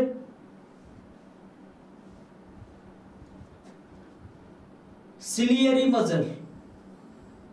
ಸಿಲಿಯರಿ ಮಜಲ್ ಅಂದರೆ ಸಿಲಿಯರಿ ಸ್ನಾಯುಗಳು ಅಂತ ಹೇಳಿ ಕೇಳಿರ್ತೀವಿ. ಸಿಲಿಯರಿ ಸ್ನಾಯುಗಳು ಎಲ್ಲಿ ಕಂಡು ಬರುತ್ತವೆ ಅಂತ ಹೇಳಿದಾಗ ಕಣ್ಣಿನ ಭಾಗದಲ್ಲಿ ಏನಾಗುತ್ತವೆ?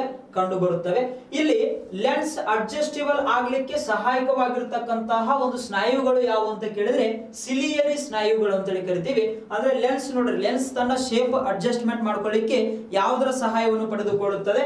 ಈ ಒಂದು ಸಿಲಿಯರಿ ಬಾಡೀಸ್ ಅಂತ ಹೇಳಿ ಕರಿತೀವಿ, ಅಥವಾ ಕನ್ನಡದಲ್ಲಿ ಸಿಲಿಯರಿ ಸ್ನಾಯುಗಳು ಅಂತ ಹೇಳಿ ಕೊಡ್ತಾ ಇದೀವಿ. ಸ್ನಾಯುಗಳು ಈ ಒಂದು ಲೆನ್ಸ್ ಅಡ್ಜಸ್ಟೇಬಲ್ ಆಗ್ಲಿಕ್ಕೆ ಏನ್ ಮಾಡುತ್ತವೆ? ಸಹಾಯ ಮಾಡುತ್ತವೆ ಅಂತ ಹೇಳ್ತೀವಿ ನಾವು. ಅಂದ್ರೆ ತನ್ನ ಶೇಪ್ ಅನ್ನ ಅಡ್ಜಸ್ಟೇಬಲ್ ಮಾಡ್ಕೊಳ್ತದೆ ಯಾವುದು? ಲೆನ್ಸ್. ಈ ಲೆನ್ಸ್ ನ ಪಕ್ಕದಲ್ಲೇ ಕಂಡು ಬರ್ತದೆ ನೋಡ್ರಿ ಸಿಲಿಯರಿ ಮಸಲ್ಸ್ ಅಂತ ಹೇಳಿ ಕೊಡ್ತದೆ. ಸಿಲಿಯರಿ ಮಸಲ್ಸ್ ಅಂತ ಹೇಳ್ತೀವಿ. ಈ ಮುಂಭಾಗದಲ್ಲಿ ಮತ್ತೆ ನಾವು ರೆಡ್ ಕಲರ್ ಅಬ್ಸರ್ವ್ ಮಾಡ್ತಾ ಇದೀವಿ. ಇಲ್ಲಿ ಒಂದು ಬ್ಲಡ್ ಸರ್ಕ್ಯುಲೇಷನ್ ಏನಾಗ್ತಿರ್ತದ? ಕಂಡು ಬರ್ತಿರ್ತದ ಅಂತ ಹೇಳ್ತೀವಿ. ಈ ಸಾಮಾನ್ಯವಾಗಿ ಒಂದು ಪ್ರಶ್ನೆ ಬರ್ತದೆ ಏನಂತ ಹೇಳಿದಾಗ ಅತಿ ಹೆಚ್ಚು ಮದ್ಯಪಾನ ಸೇವನೆ ಮಾಡಿದಾಗ ಕಣ್ಣು ಯಾಕೆ ಕೆಂಪಾಗುತ್ತವೆ ಅಂತ ಹೇಳಿದಾಗ ಅದಕ್ಕೆ ಕಾರಣ ಸಿಲಿಯರಿ ಬಾಡೀಸ್ ಅಂತ ಹೇಳ್ಬೋದು ನಾವು. ಅದಕ್ಕೆ ಕಾರಣ ಏನ್ರಿ? ಸಿಲಿಯರಿ ಬಾಡೀಸ್ ಅಂತ ಹೇಳ್ತೀವಿ. ಈ ರೀತಿ ಒಂದು ಪಾಯಿಂಟ್ ಅದ ಗೊತ್ತಿರಲಿ. ನೆಕ್ಸ್ಟ್ ನೋಡ್ರಿ ಐರಿಸ್. ನೆಕ್ಸ್ಟ್ ಪಾಯಿಂಟ್ ಅನ್ನ ಅಬ್ಸರ್ವ್ ಮಾಡ್ರಿ. ಐರಿಸ್ ಅಂತಕ್ಕಂಥ ಒಂದು ಭಾಗ ಕಣ್ಣಿನಲ್ಲಿ ಕಂಡು ಬರುತ್ತದೆ. ಇಲ್ಲಿ ಅಬ್ಸರ್ವ್ ಮಾಡಿ ಸ್ವಲ್ಪ. ಇದು ಈ ಭಾಗವನ್ನ ಏನಂತ ಹೇಳ್ತೀವಿ ನಾವು? ಐರಿಸ್ ಅಂತ ಹೇಳಿ ಕೊಡ್ತಾ ಇದ್ದೀವಿ ನೋಡಿ. ಐರಿಸ್ ಈ ಪಾರ್ಟ್ ಕಂಡು ಬರ್ತದೆ. ಐರಿಸ್ ಅಂತ ಹೇಳಿ ಕೊಡ್ತಾ ಇದ್ದೀವಿ ನೋಡಿ. ಐರಿಸ್ ಅಂತ ಹೇಳಿ ನೋಡಿದಾಗ ಇದನ್ನ ಕನ್ನಡದಲ್ಲಿ ಏನಂತ ಹೇಳಿ ಕರಿತೀವಿ? ವರ್ಣಪಟಲ. ಐರಿಸ್ ಕನ್ನಡದಲ್ಲಿ ಯಾವ ಪಟಲ? ವರ್ಣಪಟಲ. ಐರಿಸ್ ಕನ್ನಡದಲ್ಲಿ ವರ್ಣಪಟಲ.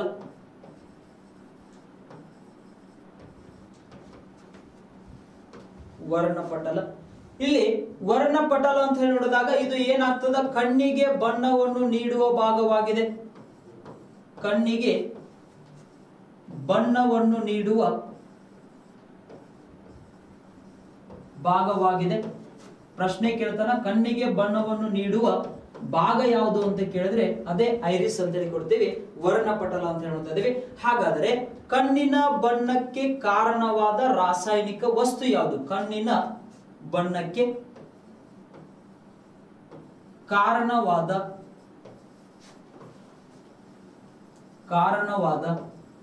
ರಾಸಾಯನಿಕ ವಸ್ತು ಯಾವುದು ಅಂತ ಕೇಳಿದರೆ ಕಣ್ಣಿನ ಬಣ್ಣಕ್ಕೆ ಕಾರಣವಾದ ರಾಸಾಯನಿಕ ವಸ್ತು ಮೆಲಾನಿನ್. ಮೆಲಾನಿನ್. ಚರ್ಮದ ಬಣ್ಣಕ್ಕೆ ಕಾರಣವಾದ ರಾಸಾಯನಿಕ ವಸ್ತು ಮೆಲಾನಿನ್. ಕಣ್ಣಿನ ಬಣ್ಣಕ್ಕೆ ಕಾರಣವಾದ ರಾಸಾಯನಿಕ ವಸ್ತು ಯಾವುದು? ಅದು ಕೂಡ ಮೆಲಾನಿನ್ ಅಂತ ಹೇಳ್ತಾ ಇದೀವಿ. ಈ ರೀತಿ ನೀವು ಸಾಮಾನ್ಯವಾಗಿ ಅಬ್ಸರ್ವ್ ಮಾಡಿರಬಹುದು, ಅತಿ ಹೆಚ್ಚು ಮೆಲಾನಿನ್ ಬಿಡುಗಡೆ ಆಗಿತ್ತು ಅಂತ ತಿಳ್ಕೊರಿ. ಈ ಒಂದು ಐರಿಸ್ ನ ಬಣ್ಣ ಏನಾಗಿರ್ತದಪ್ಪ ಅಂತ ಹೇಳಿದಾಗ ಅತಿ ಹೆಚ್ಚು ಕಪ್ಪಾಗಿರುತ್ತದೆ ಅಂತ ಹೇಳ್ತಾ ಇದೀವಿ. ಕಡಿಮೆ ಬಿಡುಗಡೆ ಆಗಿತ್ತು ಅಂತ ಹೇಳಿದಾಗ ಸ್ವಲ್ಪ ಅದರ ಕಲರ್ ಏನಾಗ್ತಾ ಬರ್ತದ, ಚೇಂಜ್ ಆಗ್ತಾ ಬರ್ತದೆ. ನೀವು ಸಾಮಾನ್ಯವಾಗಿ ಅಬ್ಸರ್ವ್ ಮಾಡಿರಬಹುದು, ಕಣ್ಣಿನ ಬಣ್ಣಕ್ಕೆ ಕಾರಣವಾಗಿರ್ತಕ್ಕಂಥ ಒಂದು ರಾಸಾಯನಿಕ ವಸ್ತು ಮೆಲಾನಿನ್ ಅಂತ ಹೇಳಿ ನೋಡ್ತಾ ಇದೀವಿ. ಇಲ್ಲಿ ಸಿಕ್ರಿಷನ್ ಹೆಚ್ಚು ಕಡಿಮೆ ಆಗಿತ್ತಂದ್ರ ಅವರ ಐರಿಸ್ ನ ಬಣ್ಣ ಏನಾಗಿರ್ತದ, ಚೇಂಜ್ ಆಗಿರುತ್ತದೆ ಅಂತ ಹೇಳಿ ಕೊಡ್ತೀವಿ ನಾವು. ನೀವು ಹೃತಿಕ್ ರೋಷನ್ ಅವರ ಕಣ್ಣನ್ನು ಅಬ್ಸರ್ವ್ ಮಾಡಿರಬಹುದು, ಸಾಮಾನ್ಯ ಜನರ ಕಣ್ಣನ್ನು ಅಬ್ಸರ್ವ್ ಮಾಡಿರಬಹುದು, ಅದೇ ರೀತಿ ಐಶ್ವರ್ಯ ರೈ ಅವರ ಕಣ್ಣನ್ನು ಅಬ್ಸರ್ವ್ ಮಾಡಿರಬಹುದು. ಐರಿಸ್ ಅಲ್ಲಿ ಏನಾಗ್ತಾ ಬರ್ತದ, ಚೇಂಜಸ್ ಆಗುತ್ತದೆ ಅಂತ ಹೇಳಿ ಮಾಹಿತಿ ಇದೆ, ಸರಿಯಾಗಿ ಗೊತ್ತಿರಲಿ. ಐರಿಸ್ ಕಣ್ಣಿಗೆ ಬಣ್ಣವನ್ನು ನೀಡುವ ಏನಾಗಿದೆ, ಭಾಗವಾಗಿದೆ. ಕಣ್ಣಿನ ಬಣ್ಣಕ್ಕೆ ಕಾರಣವಾದ ರಾಸಾಯನಿಕ ವಸ್ತು ಮೆಲಾನಿನ್ ಅಂತ ಹೇಳೋದು. ಇಲ್ಲಿ ಈ ರೀತಿ ರೌಂಡ್ ಶೇಪ್ ಅಲ್ಲಿ ಕಂಡು ಬರ್ತದೆ, ಅಬ್ಸರ್ವ್ ಮಾಡಿ. ನೆಕ್ಸ್ಟ್ ನೋಡಿ, ಈ ಒಂದು ಐರಿಸ್ ನ ಒಳಗಡೆ ಇನ್ನೊಂದು ಪಾರ್ಟ್ ಕಂಡು ಬರ್ತದ, ಪುಪಿಲ್ ಅಂತ ಹೇಳಿ ಕರಿತೀವಿ ನಾವು. ಹೌದ್ರಿ, ಏನಂತ ಹೇಳಿ ಕರಿತೀವಿ, ಪುಪಿಲ್, ಪಾಪೆ ಅಂತ ಕರಿತೇವೆ. ನೋಡ್ರಿ, ಒಂದು ಬ್ಲಾಕ್ ಸ್ಪಾಟ್ ಕಂಡು ಬರ್ತಾ ಇದೆ ನೋಡ್ರಿ, ಬ್ಲಾಕ್ ಸ್ಪಾಟ್ ಕಂಡು ಬರ್ತಾ ಇದೆ ನೋಡ್ರಿ. ಬ್ಲಾಕ್ ಸ್ಪಾಟ್ ಪುಪಿಲ್ ಅಂತ ಹೇಳ್ತೀವಿ. ಇದು ಎಲ್ಲಿ ಇರ್ತದಪ್ಪ ಅಂತ ಹೇಳಿದಾಗ ಐರಿಸ್ ನ ಒಳಭಾಗದಲ್ಲಿ ಮತ್ತೆ ಕಂಡು ಬರ್ತದ ಪುಪಿಲ್. ಪುಪಿಲ್ ಪಾಪೆ ಅಂತ ಹೇಳ್ತೇವೆ ನಾವು. ಪುಪಿಲ್ ಪಾಪೆ, ಕನ್ನಡದಲ್ಲಿ ಪಾಪೆ, ಇಂಗ್ಲಿಷ್ ಅಲ್ಲಿ ಪುಪಿಲ್. ಇದು ಯಾವುದಕ್ಕೆ ಸಹಾಯಕವಾಗಿದೆ ಅಂತ ಕೇಳಿದ್ರೆ, ಮಾನವನ ಕಣ್ಣಿಗೆ ಬೆಳಕು ಹಾದು ಹೋಗಲು ಏನಾಗಿದೆ, ಸಹಾಯಕವಾಗಿದೆ. ಬೆಳಕು ತೂರಿಕೊಂಡು ಹೋಗುವ ಭಾಗವಾಗಿದೆ. ಬೆಳಕು ತೂರಿಕೊಂಡು ಹೋಗುವ ಭಾಗವಾಗಿದೆ.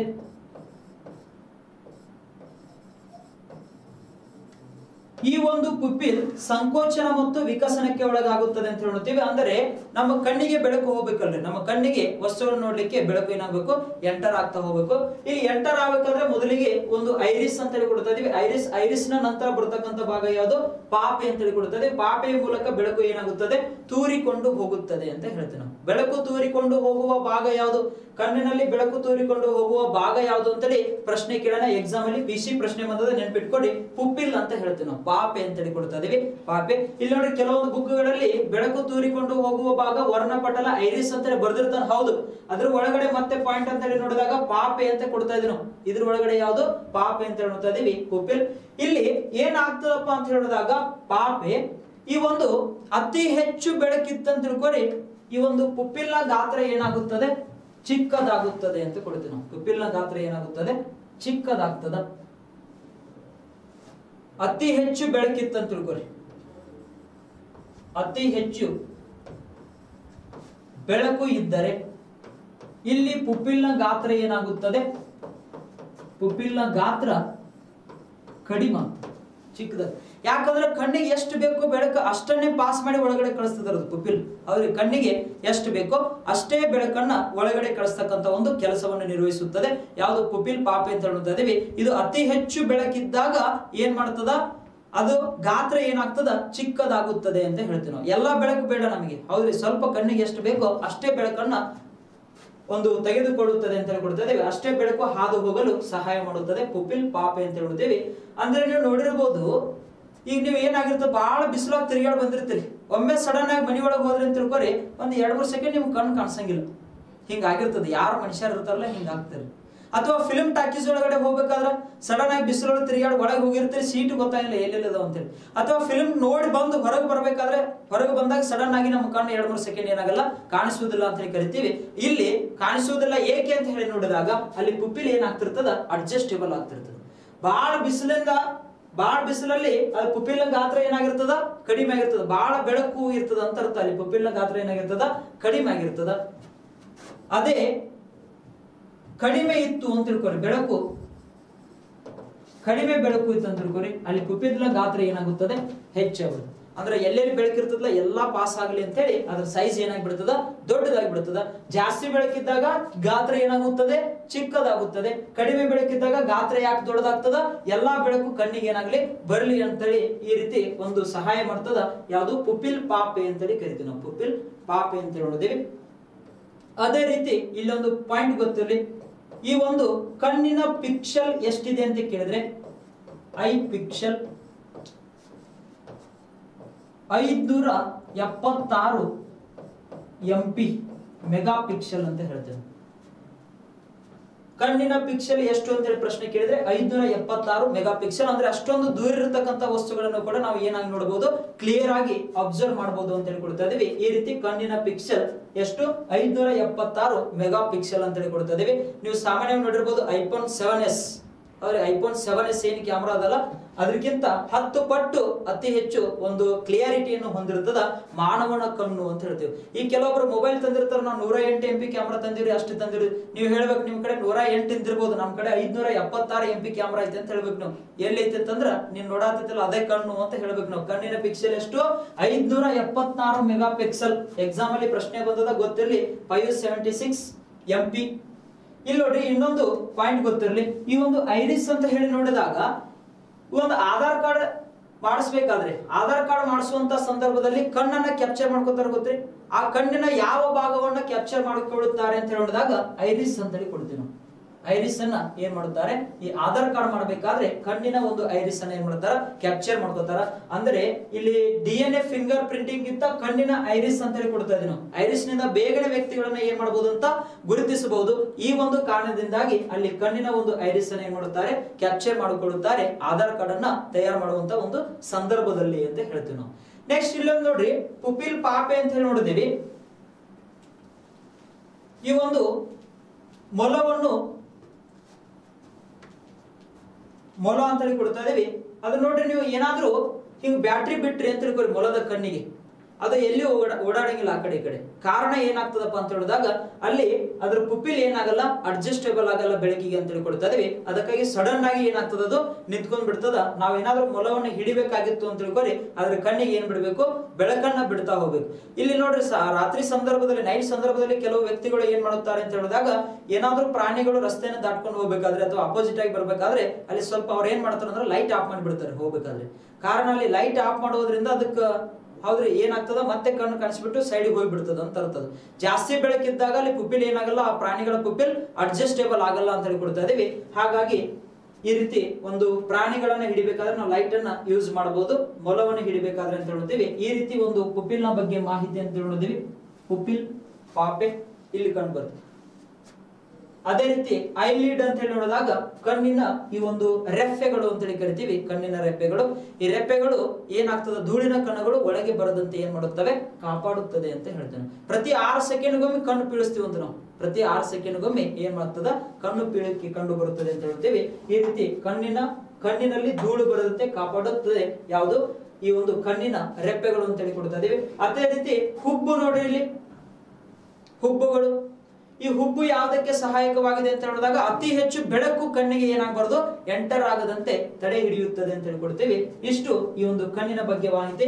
ಇಲ್ಲಿ ಇದರ ಮುಂದುವರೆದ ಭಾಗವನ್ನ ನಾವು ಮುಂದಿನ ಒಂದು ಕ್ಲಾಸ್ ಅಲ್ಲಿ ನೋಡ್ತಾ ಹೋಗೋಣ. ಆತ್ಮೀಯ ಸ್ಪರ್ಧಾ ಮಿತ್ರರೇ, ಇಲ್ಲಿವರೆಗೂ ತರಗತಿಯನ್ನ ಕೇಳಿದ್ದಕ್ಕೆ ತಮಗೆಲ್ಲರಿಗೂ ಹೃದಯಪೂರ್ವಕ ಧನ್ಯವಾದಗಳು.